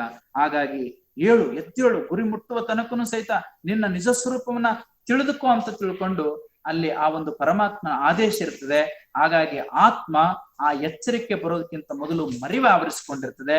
ಆ ಮರೆವಿನ ಸ್ಥಿತಿಯೇ ಅಲ್ಲಿ ಪಿಂಡ ಸ್ಥಳವಾಗಿರ್ತದೆ. ಹಾಗಾಗಿ ಈ ಆತ್ಮ ಆ ಮರೆವನ್ನ ತೊಡುಕೊಂಡು ಆ ಒಂದು ಜ್ಞಾನವನ್ನ ಪಡ್ಕೊಂಡು ಗುರುವಿನ ಸನ್ನಿಧಾನದಲ್ಲಿ ಆ ಒಂದು ಸಂಸ್ಕಾರವನ್ನ ಪಡೆದುಕೊಂಡು ಸಾಧನ ಕ್ರಮದಲ್ಲಿ ಸಾಗಬೇಕಾದ್ರೆ ಇದು ಶಟಸ್ಥಲದ ಸಿದ್ಧಾಂತದಲ್ಲಿ ಶಟಸ್ಥನ ಸಾಧನ ಕ್ರಮ ಆ ಆತ್ಮಕ್ಕೆ ಅಲ್ಲಿ ಸಂಬಂಧಿಸ್ತಾ ಇದೆ. ಹಾಗಾಗಿ ಈ ಒಂದು ಉದಾಹರಣೆಯನ್ನು ತೆಗೆದುಕೊಂಡಾಗ ಯಾವ ರೀತಿ ಆ ತನ್ನ ಒಂದು ಗುರಿಯನ್ನ ಮುಟ್ಟಬೇಕು, ಗುರಿ ಇಲ್ಲಾರ್ದೆ ಏನಾಗುತ್ತೆ? ಯಾಕಂದ್ರೆ ಎಷ್ಟೋ ಜನ ಇವತ್ತಿನ ಆಧುನೀಕರಣದಲ್ಲಿ ನಾವು ಪೂಜೆ ಮಾಡ್ಕೊಳ್ರಿ ಅಂತಂದ್ರೆ ಅವ್ರಿಗೆ ಆಸಕ್ತಿ ಇಲ್ಲ, ಊಟ ಮಾಡೋದ್ರಲ್ಲಿ ಆಸಕ್ತಿ ಇಲ್ಲ, ಒಂದು ಯಾವುದೋ ಓದೋದ್ರಲ್ಲಿ ಆಸಕ್ತಿ ಇಲ್ಲ. ತಂದೆ ತಾಯಿಗಳು ಈ ಕೊರೋನಾ ಕಾಲದಲ್ಲಂತೂ ತಂದೆ ತಾಯಿಗಳಿಗೆ ಮಕ್ಕಳು ಸಾಕ್ಬೇಕಾಗ್ಬಿಟ್ಟಿದೆ, ಅವ್ರನ್ನ ಹಿಡಿದು ನಿಲ್ಸ್ಲದೇ ಕಷ್ಟ ಆಗೋಗ್ಬಿಟ್ಟಿದೆ. ಸೊ ಹಾಗಾಗಿ ಈ ಕೊರೋನಾ ಬಿಡ್ರಿ, ನಾವ್ ಯಾವಾಗ್ಲಿಂದ ನೋಡ್ತೀವಿ ಆಧುನೀಕರಣಗೊಂಡಾಗ್ಲಿಂದ ಹಿಡ್ಕೊಂಡು ನಾವು ಒಂದು ಸಂಸ್ಕಾರವನ್ನ ಮಕ್ಕಳಿಗೆ ಕೊಡ್ಬೇಕಾದ್ರೆ ಅಥವಾ ನಾವು ತಗೊಳ್ಬೇಕಾದ್ರೂ ಸಹಿತ ಎಷ್ಟೆಲ್ಲ ಸಂಚಲನ ಯಾಕೆ ಆಗ್ತಾ ಇದೆ ಅಂತಂದ್ರೆ ಇಲ್ಲಿ ನಮಗೆ ಬೇಕಾಗಿರ್ತಕ್ಕಂಥ ಎಲ್ಲಾ ಅವಶ್ಯಕತೆಗಳು ಈ ನಮ್ಮ ಕಣ್ಣು ಮುಂದೆ ಹರಿದು ಹಂಚಿ ಬಿಟ್ಟಿದ್ದಾವೆ. ಸೊ ಹಾಗಾಗಿ ಇಲ್ಲಿ ಮೂಲ ಪರಮಾತ್ಮನು ಎಲ್ಲೋ ಒಂದು ಕಡೆ ಅವನು ನೆಪ ಮಾತ್ರಕ್ಕೆ ನಮಗೆ ಆ ಪೂಜೆ ಮಾಡ್ಕೊಳ್ಳಕ್ಕಷ್ಟೇ, ಆದ್ರೆ ಸಾಧನ ಕ್ರಮದಲ್ಲಿ ಮೂಲ ಪರಮಾತ್ಮ ಬೆಳಿಬೇಕು ಅಂತಕ್ಕಂಥ ಹಂಬಲ ಮರಿ ಆಗ್ಬಿಟ್ಟಿದೆ. ಹಾಗಾಗಿ ಗುರಿ ಇಟ್ಕೊಂಡು ಸಾಕ್ತಕ್ಕಂಥವನು ಇವ್ಯಾವ ಈ ಜಗತ್ತಿನಲ್ಲಿ ಇರ್ತಕ್ಕಂಥ ತೋರಿಕೆ ಆಡಂಬರಗಳಿಗೆ ಒಳಗಾಗಲಾರ್ದೆ ಮೂಲ ಪರಮಾತ್ಮನೇ ನಾನು ಅವನಲ್ಲೇ ಒಂದಾಗ್ಬೇಕು ಅಂತಕ್ಕಂಥ ಒಂದು ಸ್ಥಿತಿಯನ್ನ ಹೊಂದಿರತಕ್ಕಂಥ ಒಂದು ಸಾಧಕ ಮಾತ್ರ ಆ ಒಂದು ಗುರಿಯ ತಲುಪಲ್ಲ. ಅನೇಕ ರೀತಿಯ ಕಷ್ಟ ಬಾಧೆಗಳಿಗೆ ಒಳಗಾಗಬೇಕಾಗುತ್ತೆ ಅಂತಕ್ಕಂಥ ಒಂದು ಧಾರ್ಮಿಕ ಆಧ್ಯಾತ್ಮಿಕವಾಗಿರ್ತಕ್ಕಂಥ ಪ್ರಬಲ ನಂಬಿಕೆ ನಮ್ಮಲ್ಲಿ. ಈಗ ಒಂದು ನದಿ ಅದು ಹರಿತಾ ಇರ್ತದೆ, ಆ ನದಿ ಹರಿಬೇಕಾದ್ರೆ ಅಲ್ಲಿ ಒಂದು ಆನೆ ಸತ್ತು ಬಿದ್ದಿರ್ತದೆ. ಆ ಆನೆ ಸತ್ತು ಬಿದ್ದಾಗ ದೂರ್ಲಿಂದ ನೋಡಿರ್ತಕ್ಕಂಥ ಒಂದು ಕಾಗೆ ಅದನ್ನ ಮೇಲೆ ಕುಳಿತುಕೊಂಡು ಅದನ್ನ ಕುಕ್ಕುತ್ತದೆ, ಅಲ್ಲೊಂದಿಷ್ಟು ಏನೋ ಮಾಂಸದ ತುಂಡು ಬೀಳ್ತದೆ, ಅದು ಸಿಗ್ತದೆ, ಅದನ್ನ ತಿಂತದೆ. ಅವಾಗ ಅದಕ್ಕೆ ಖುಷಿ ಆಗ್ಬಿಡ್ತದೆ, ಅಯ್ಯೋ ನನಗೆ ಬೇಕಾಗಿರ್ತಕ್ಕಂಥ ಆಹಾರ ಇಲ್ಲಿದೆಯಲ್ಲ ಅಂತೇಳಿ.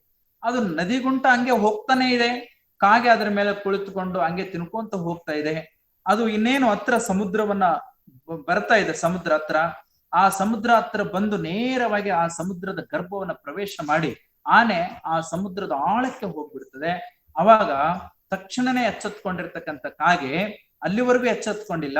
ಯಾವಾಗ ಸಮುದ್ರವನ್ನ ಬೆರೆತು ಬಿಡುತ್ತೋ, ಆಳಕ್ಕೆ ಹೋಗ್ಬಿಡುತ್ತೋ, ಅವಾಗ ಮೇಲಕ್ಕೆ ಹೇಳ್ತದೆ ಕಾಗೆ. ಅವಾಗ ಅಲ್ಲಿ ತಿಂದು ಸಾಕಾಗಿ ನೀರು ಕುಡಿಬೇಕು ಅಂತ ತಿಳ್ಕೊಂಡು ನೀರು ಕುಡ್ಲಿಕ್ಕೆ ಹೋಗುತ್ತೆ. ಅವಾಗ ಸಮುದ್ರದ ನೀರು ಸಿಹಿ ಆಗಿರೋದಿಲ್ಲ, ಉಪ್ಪಾಗಿರ್ತದೆ. ಅವಾಗ ಅಲ್ಲಿ ಉಗುಳ್ತದೆ, ಇನ್ನೂ ಸ್ವಲ್ಪ ದೂರ ಹೋಗ್ತದೆ, ಅಲ್ಲಿ ಕುಡಿಬೇಕನ್ನಿಸ್ತದೆ, ಅಲ್ಲಿನೂ ಸಹಿತ ಉಪ್ಪಾಗಿರ್ತದೆ. ಈಗ ಹಾರಿ ಹಾರಿ ಹಾರಿ ನೀರು ತನಗೆ ಬೇಕಾಗಿರ್ತಕ್ಕಂಥ ಸಿಹಿ ನೀರು ಸಿಗಲಾರದೆ ಅದು ಸತ್ತು ಬಿದ್ದು ಹೋಗ್ಬಿಡ್ತದೆ. ಗುರಿ ಇರ್ತಕ್ಕಂಥ ನದಿ ಸಮುದ್ರವನ್ನ ಬೆರೆತು, ಆದ್ರೆ ಗುರಿಗಮ್ಮಿ ಇರ್ಲಾರಂತ ಕಾಗೆ ಅದು ಹಾಗೆ ತಿನ್ಕೊಂತ ಹೋಯಿತು, ಅದು ಗುರಿಯನ್ನ ತಪ್ಪಿತು. ಹಾಗೆ ಒಂದು ಗುರಿಯನ್ನ ಇಟ್ಕೊಂಡು ಸಾಕ್ತಕ್ಕಂತ ಒಬ್ಬ ಆತ್ಮ ಅಂದ್ರೆ ಜೀವಾತ್ಮ ಆ ಪರಮಾತ್ಮನ ಉದ್ದೇಶವನ್ನ ಒಂದು ಕಡೆ ಇಟ್ಕೊಂಡಿದ್ದ ಆಧ್ಯಾತ್ಮಿಕ ಕ್ಷೇತ್ರ ಆಯ್ತಂದ್ರೆ, ಒಬ್ಬ ವ್ಯಕ್ತಿ ಅಥವಾ ಒಬ್ಬ ಮಗು ತಾನು ಅನ್ಕೊಂಡಿರ್ತಕ್ಕಂಥ ಒಂದು ಗುರಿಯನ್ನ ಸಾಧಿಸ್ಬೇಕಾದ್ರೆ ಎಷ್ಟೇ ಆಪತ್ತುಗಳು ಬಂದ್ರು ಸಹಿತ ಅದು ಬಿಡ್ಲಾರ್ದೆ ನೇರವಾಗಿ ಸಾಗಬೇಕು. ಇದಕ್ಕೆ ವಿರಾಗಿ ಅಂತ ಕರೀತಾರೆ. ವಿರಾಗಿ ಅಂತಂದ್ರೆ ಸನ್ಯಾಸಿ ಅಂತ ಅಲ್ಲ. ಅಲ್ಲಿ ವಿರಾಗಿ ಅಂತಂದ್ರೆ ತಾನು ಹಿಡ್ಕೊಂಡಿರ್ತಕ್ಕಂಥ ಒಂದು ಗುರಿಯಲ್ಲಿ ಏನೇ ಅಡೆತಡೆಗಳು ಬಂದ್ರು ಸಹಿತ ಅದನ್ನ ಆ ಕಡೆ ಗಮನ ಕೊಡ್ಲಾರ್ದೆ ಅದಕ್ಕೆ ವಿಮುಖನಾಗಿ ನೇರವಾಗಿ ತನ್ನ ಒಂದು ಗುರಿಯನ್ನ ಮುಟ್ಟತಕ್ಕಂಥ ವ್ಯವಸ್ಥೆಗೆ ವಿರಾಗಿ ಅಂತಾರೆ. ಅದು ಯಾವುದೇ ಒಂದು ಗುರಿಯನ್ನ ಇಟ್ಕೊಳ್ಳಿ, ಆ ಒಂದು ಗುರಿಯನ್ನ ಮುಟ್ಟದೆ ವಿರಕ್ತಿ ಮಾರ್ಗ. ಅದಕ್ಕೆ ನಮ್ಮಂತ ಸಾಧಕರಿಗೆ ಮೂಲ ಆಧಾರ ಸ್ತಂಭವಾಗಿ ನಿಲ್ತಕ್ಕಂಥವ್ರು, ತಮ್ಮ ಒಂದು ಜೀವನೇ ನಮಗೆ ಮಾರ್ಗದರ್ಶನವಾಗಿ ನಿಲ್ಲಿಸ್ತಕ್ಕಂಥ ಒಂದು ವ್ಯಕ್ತಿತ್ವ ಸಾಧನೆ ಮಾಡ್ಕೊಂಡಿರ್ತಕ್ಕಂಥವ್ರು ಅಕ್ಕ ಮಹಾದೇವಿ ತಾಯಿ. ಒಬ್ಬ ಸಾಧಕನ ಸ್ಥಿತಿಯಲ್ಲಿ ಅಕ್ಕ ಮಹಾದೇವಿ ತಾಯಿಯವರು ನಮಗೆ ಒಂದು ದೊಡ್ಡ ಆದರ್ಶವಾಗಿ ನಿಲ್ತಾರೆ.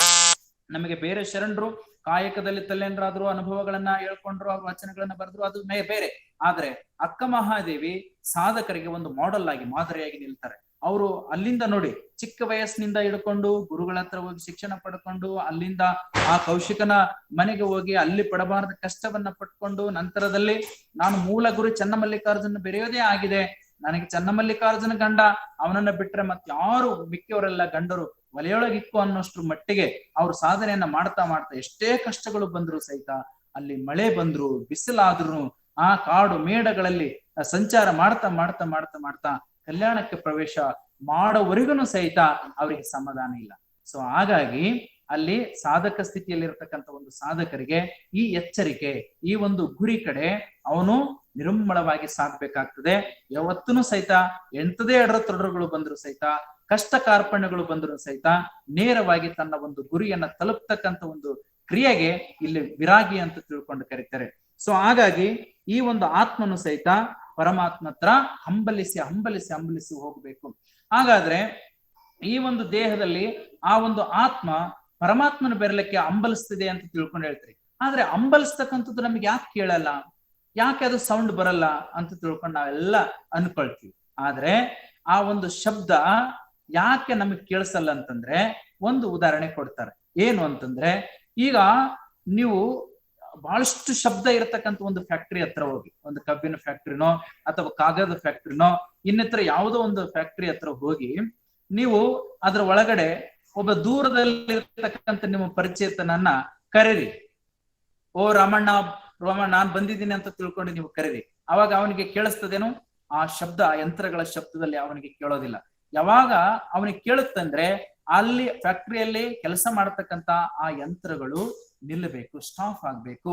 ಅವಾಗ ಮಾತ್ರ ನೀವು ಕೂಗಿರ್ತಕ್ಕಂಥ ಧ್ವನಿ ಅವನಿಗೆ ಕೇಳಿ ಅವನು ಪ್ರತಿಕ್ರಿಯೆ ಕೊಡ್ತಾನೆ. ಸೊ ಇಲ್ಲಿ ಹೆಂಗೆ ದೃಷ್ಟಾಂತ ಇದೆಯೋ, ಉದಾಹರಣೆ ಇದೆಯೋ, ಅದೇ ರೀತಿಯಾಗಿ ಆತ್ಮದ ಆ ಒಂದು ಅಳಲು, ಆ ಅರ್ಥ ಧ್ವನಿ ನಮ್ಗೆ ಯಾಕೆ ಕೇಳಲ್ಲ ಅಂದ್ರೆ, ಇಲ್ಲಿ ಆತ್ಮ ದೇಹಭಾವಿಯಾಗಿ ದೇಹದಲ್ಲಿ ನಡೀತಕ್ಕಂಥ ಇಂದ್ರಿಯದ ಚಟುವಟಿಕೆ ಪ್ರಾಬಲ್ಯ ಹೆಚ್ಚಾಗಿರ್ತದೆ. ನಮ್ಮಲ್ಲಿ ಪಂಚ ಇಂದ್ರಿಯಗಳಿದಾವೆ. ಆ ಪಂಚ ಇಂದ್ರಿಯಗಳ ಪ್ರಾಬಲ್ಯ, ಕಣ್ಣಿನಿಂದ ಏನೆಲ್ಲ ಆಕರ್ಷಣೀಯವಾಗಿರ್ತಕ್ಕಂಥ ನೋಡ್ತಾ ನೋಡ್ತಾ ಮೈ ಮರೆತು ಬಿಡ್ತೀವಿ. ಕಿವಿಯಿಂದ ಏನೆಲ್ಲ ಕೇಳ್ತಾ ಕೇಳ್ತಾ ಕೇಳ್ತಾ ಕೇಳ್ತಾ ನಾವು ಮೈ ಮರೆತು ಬಿಡ್ತೀವಿ.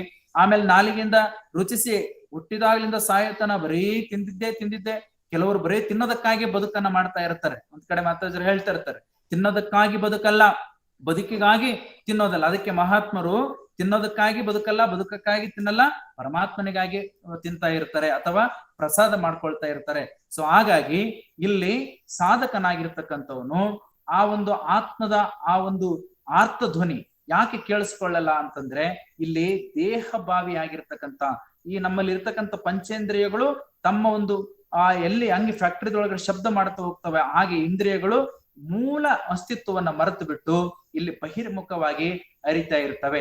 ಅಂತ ಒಂದು ಸಂದರ್ಭದಲ್ಲಿ ಆತ್ಮನ ಅಳಲು ಅಲ್ಲಿ ನಮ್ಗೆ ಕೇಳಲಿಕ್ಕೆ ಸಾಧ್ಯ ಇಲ್ಲ. ಯಾವಾಗ ಈ ಒಂದು ಬಹಿರಂಗದ ಚಟುವಟಿಕೆಗಳು, ಈ ಪಂಚ ಇಂದ್ರಿಯಗಳಿಂದ ಆಗ್ತಕ್ಕಂಥ ಒಂದು ಚಟುವಟಿಕೆಗಳು ನಿಲ್ತವೋ, ಅಂದ್ರೆ ಅದನ್ನ ಉದಾತ್ತೀಕರಣ ಮಾಡ್ಕೊಳ್ತೀವೋ, ಅವಾಗ ಮಾತ್ರ ಆ ಅಂತರಾತ್ಮದ ಆರ್ತಧ್ವನಿ ನಮ್ಗೆ ಕೇಳೋದ್ರ ಮುಖಾಂತರವಾಗಿ ಪರಮಾತ್ಮನ ಕಡೆ ಮುಖ ಮಾಡ್ತದೆ. ಸೊ ಹಾಗಾಗಿ ಅದನ್ನ ಬಸವಣ್ಣನವರು ತುಂಬಾ ಚೆನ್ನಾಗಿ ತಮ್ಮ ಅನೇಕ ವಚನಗಳಲ್ಲಿ ಹೇಳ್ತಾರೆ. ಹಾಗಾದ್ರೆ ಈ ಒಂದು ಆತ್ಮ ಅಂತ ತಿಳ್ಕೊಂಡು ನಾವು ಹೇಳ್ತಾ ಇದೀವಿ. ಆತ್ಮ ಅಂದ್ರೆ ನಮ್ಮ ದೇಹದಲ್ಲಿ ಹೇಗೆ ಕೆಲಸ ಮಾಡ್ತಾ ಇದೆ, ಹೇಗಿದೆ ಅದು? ಆತ್ಮ ಅಂತಂದ್ರೆ ಏನು? ಆತ್ಮ ಅಂತಂದ್ರೆ ಇಷ್ಟೇ, ಬ್ರಹ್ಮಾಂಡ ನಡೆಸುವ ಈ ಒಂದು ಚಾಲಕ.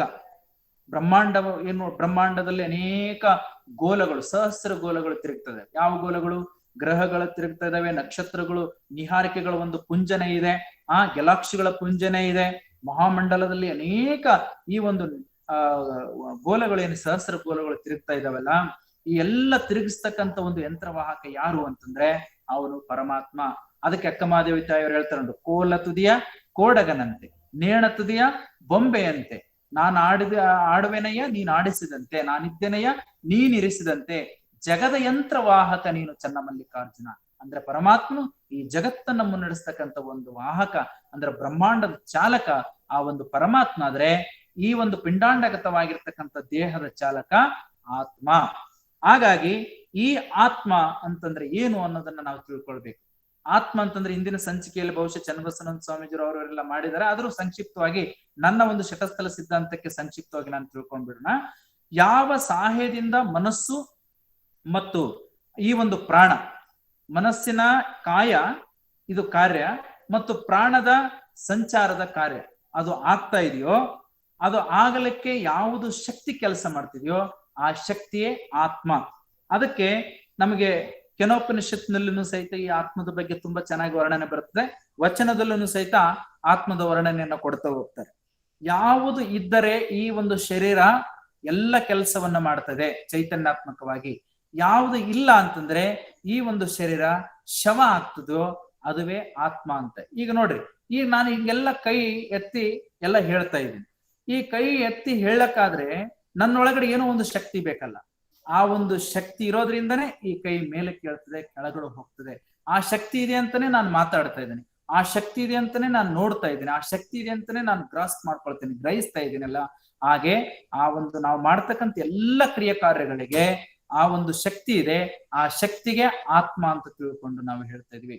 ಯಾವುದು ಇದ್ದರೆ ಕೈ ಎಲ್ಲವನ್ನು ಮುಟ್ಟುತ್ತದೆಯೋ, ಯಾವುದು ಇಲ್ಲದಿದ್ದರೆ ಕೈ ಏನನ್ನು ಮುಟ್ಟೋದಿಲ್ಲವೋ ಅದು ಆತ್ಮ ಅಂತ ತಿಳ್ಕೊಂಡು ನಾವು ತಿಳ್ಕೊಳ್ತೀವಿ. ಯಾವುದು ಕಾಲು ಇದ್ದರೆ ಎಲ್ಲ ಕಡೆ ಓಡಾಡ್ತದೆ, ಯಾವುದು ಇಲ್ಲದಿದ್ದರೆ ಕಾಲು ಎಲ್ಲ ಕಡೆ ಓಡಾಡೋದಿಲ್ಲವೋ ಅದಕ್ಕೆ ಆತ್ಮ ಅಂತ ತಿಳ್ಕೊಂಡು ನಾವು ಕರಿತಿದೀವಿ. ಇಷ್ಟ್ರ ಮಟ್ಟಿಗೆ ಆತ್ಮ ನಮ್ಮ ಒಂದು ದೇಹದಲ್ಲಿ ಇದ್ದು ಕೆಲಸ ಮಾಡ್ತಾ ಇದೆ. ಈಗ ನೋಡಿ, ಒಂದು ದೊಡ್ಡ ಆನೆ, ಅದು ಆನೆ ಎಷ್ಟೋ ಟನ್ ಇರ್ತದೆ, ಅದು ಸುಮಾರು 100 ಟನ್ ಅಷ್ಟು ಇರ್ಬೋದೇನೋ. ಆ ಒಂದು ಅಷ್ಟು ತೂಕ ಇರತಕ್ಕಂಥ ಒಂದು ಆನೆ ಸತ್ತು ಬಿದ್ದಾಗ ನಮ್ಗೆ 2-3 ಕ್ರೇನ್ ಬೇಕಾಗ್ತದೆ ಅದನ್ನ ಎತ್ತಲಿಕ್ಕೆ. ಆದ್ರೆ ಅದ್ಯಾವುದೋ ಒಂದು ಶಕ್ತಿ ಅದು ಇದ್ದಾಗ ಅಂತ ದೊಡ್ಡ ಬೃಹತ್ ಗಾತ್ರದ ಆನೆ ಇಲ್ಲಿಂದ ಅಲ್ಲಿಗೆ ನಡೆದಾಡ್ತಾ ಇದೆ ಅಂತಂದ್ರೆ ಅದರ ಅರ್ಥ ಅದ್ರ ಒಳಗಡೆ ಕೆಲಸ ಮಾಡ್ತಕ್ಕಂಥದ್ದು ಆತ್ಮ. ಅದಕ್ಕೆ ಸೋಲ್ ಅಂತ ತಿಳ್ಕೊಂಡು ನಾವು ಕರಿತಾ ಇದೀವಿ. ಹಾಗಾಗಿ ಇಂಥ ಒಂದು ಆತ್ಮ ಕಣ್ಣಿನೊಳಗೆ ಕಣ್ಣಿದ್ದು ಕಾಣಲರಿಯರೇಕಯ್ಯ, ಕಿವಿಯೊಳಗೆ ಕಿವಿಯಿದ್ದು ಕೇಳಲೇಕರಿಯರಯ್ಯ, ಪ್ರಾಣದೊಳಗೆ ಪ್ರಾಣವಿದ್ದು ನೆನೆಯಲೇಕರಿಯರಯ್ಯ, ನೀ ನಿಕ್ಕಿದ ಅಣಕದ ಭೇದವ ಭೇದಿಸ ಬಾರದಯ್ಯ ಅಂತ ತಿಳ್ಕೊಂಡು ಇಲ್ಲಿ ಬಸವಣ್ಣವ್ರು ಹೇಳ್ತಾರೆ. ಅಂದ್ರೆ ಈ ಒಂದು ಆತ್ಮ ಕಣ್ಣಿನೊಳಗಡೆ, ಈ ಕಣ್ಣು ನೋಡ್ತಾ ಇದೆ, ಈ ಕಣ್ಣು ನೋಡ್ಲಿಕ್ಕೆ ಮತ್ತೊಂದು ಕಣ್ಣಿದೆ, ಆ ಕಣ್ಣು ಅಂತಂದ್ರೆ ಅದು ಶಕ್ತಿ, ಅದು ಆತ್ಮವಾಗಿದೆ. ಆದರೆ ಯಾವ ರೀತಿ ಇಟ್ಟುಬಿಟ್ಟಿದ್ದಾನಂದ್ರೆ ಕಣ್ಣಿನೊಳಗೆ ಕಣ್ಣಿದ್ದು ಕಾಣಲರಿಯರು, ಅಂದ್ರೆ ಮೂಲ ಚಿತ್ತ ಸ್ವರೂಪನಾಗಿರ್ತಕ್ಕಂಥ ಪರಮಾತ್ಮನ ತುಂಬಿಕೊಳ್ಳಿಕ್ಕೆ ಎಲ್ಲೋ ಒಂದ್ ಕಡೆ ಮರೆಯಾಗಿದೆ. ಅದಕ್ಕೆ ಅಕ್ಕಮಹಾದೇವಿ ತಾಯಿಯವರು ವಚನಗಳಲ್ಲಿ ನಾನು ಗುರುವನ್ನ ಕಂಡೆ, ಲಿಂಗವನ್ನ ಕಂಡೆ, ಜಂಗಮವ ಕಂಡೆ, ಶರಣರ ಕಂಡೆ, ಅನುಭವವನ್ನ ಕಂಡೆ. ಈ ರೀತಿಯಾಗಿರ್ತಕ್ಕಂಥ ಒಂದು ಕಣ್ಣಿನ ಮುಖಾಂತರವಾಗಿ ನಾವು ಗುರುದರ್ಶನ ಮಾಡ್ಕೊಳ್ತಕ್ಕಂಥದ್ದು, ವಚನ ಪಠಣ ಮಾಡ್ತಕ್ಕಂಥದ್ದು, ಅದನ್ನ ಕೇಳಿಸ್ಕೊಳ್ತಕ್ಕಂಥದ್ದು, ಈ ರೀತಿಯಾಗಿರ್ತಕ್ಕಂಥ ಏನು ಒಳ್ಳೆ ಸುವಿಧೆಗಳಿದಾವಲ್ಲ ಅದನ್ನೆಲ್ಲ ಪಂಚ ಇಂದ್ರಿಯಗಳ ಮುಖಾಂತರವಾಗಿ ಸೇವಿಸಬೇಕು. ಅದು ಸೇವಿಸಲಿಕ್ಕೆ ಅರಿವು ಜಾಗೃತ ಆಗ್ಬೇಕು. ಆ ಅರಿವು ಜಾಗೃತ ಆಗ್ಲಿಲ್ಲ ಅಂತಂದ್ರೆ ನಮಗೆ ಇಂಟ್ಯೂಷನಲ್ ಐ ಅಂದ್ರೆ ಒಳಗಿನ ಕಣ್ಣು ಮತ್ತೆ ಇಂಟ್ಯೂಷನಲ್ ಪವರ್ ಒಳಗಿನ ಒಂದು ಶಕ್ತಿ ನಮಗೆ ಜಾಗೃತ ಆಗ್ಲಿಲ್ಲ ಅಂತಂದ್ರೆ ಬಹಿರ್ಮುಖವಾಗಿ ಎಲ್ಲ ಪಂಚೇಂದ್ರಿಯಗಳು ಕೆಲಸ ಮಾಡ್ತವೆ ಅಂತ ತಿಳ್ಕೊಂಡು ಹೇಳ್ತಾರೆ. ಹಾಗಾಗಿ ಈ ಮಾನವ ಶರೀರದ ಇಂದ್ರಿಯಗಳು ಹಿಂದೆ ಇರತಕ್ಕಂಥ ಒಂದು ಆತ್ಮ ಶಕ್ತಿ ಅದು ನಮಗೆ ಕಣ್ಣಿಗೆ ಕಾಣೋದಿಲ್ಲ, ಮುಟ್ಟಿದ್ರೆ ಅಂತಂದ್ರೆ ಸಿಗೋದಿಲ್ಲ, ಅದನ್ನ ನೋಡ್ತೀವಿ ಅಂತಂದ್ರೆ ಅದು ಕಾಣೋದಿಲ್ಲ, ಕೇಳಿಸ್ಕೊಳ್ತೀವಿ ಅಂತಂದ್ರೆ ಅದು ನಾವು ಕೇಳಿಸ್ಕೊಳ್ಳಕ್ಕೆ ಅದಕ್ಕೆ ವರ್ಣಾತೀತವಾಗಿರ್ತಕ್ಕಂಥದ್ದು. ಹಾಗಾಗಿ ಬಸವಣ್ಣರು ಮತ್ತೊಂದು ವಚನದಲ್ಲಿ ಹೇಳ್ತಾರೆ, ಕಂಡಿಹರೆಂದು ಕಣ್ಣಿಗೆ ಮರೆ ಮಾಡಿದ, ಕೇಳಿಹರೆಂದು ಕಿವಿಗೆ ಮರೆ ಮಾಡಿದ, ಮುಟ್ಟಿಹರೆಂದು ಕೈಗೆ ಮರೆ ಮಾಡಿದ, ಸೋಂಕಿಹರೆಂದು ತನುವಿಂಗೆ ಮರೆ ಮಾಡಿದ, ನೆನದಿಹರೆಂದು ಮನಕ್ಕೆ ಮರೆ ಮಾಡಿದ, ಅರಿದಿಹರೆಂದು ಅಂತರಂಗದಲ್ಲಿ ಮರೆ ಮಾಡಿದ, ಪೂಜಿಸೆಹರೆಂದು ಕ್ರಿಯೆಗೆ ಮರೆ ಮಾಡಿದ, ಲಿಂಗ ದೇವರೊಡನೆ ಅಹಂಕಾರವ ಮಾಡಿ ಕೆಟ್ಟ ಕೇಡ ಏನೆಂದು ಉಪಮಿಸುವೆನು ಅಂತ ತಿಳ್ಕೊಂಡು ಇಲ್ಲಿ ಹೇಳ್ತಾರೆ.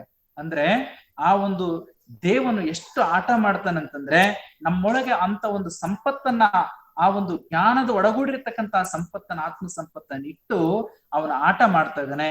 ಬೆಳಕು ಮತ್ತು ಕತ್ತಲೆ ಆಟ ಮಾಡ್ತಾ ಇದ್ದಾನೆ.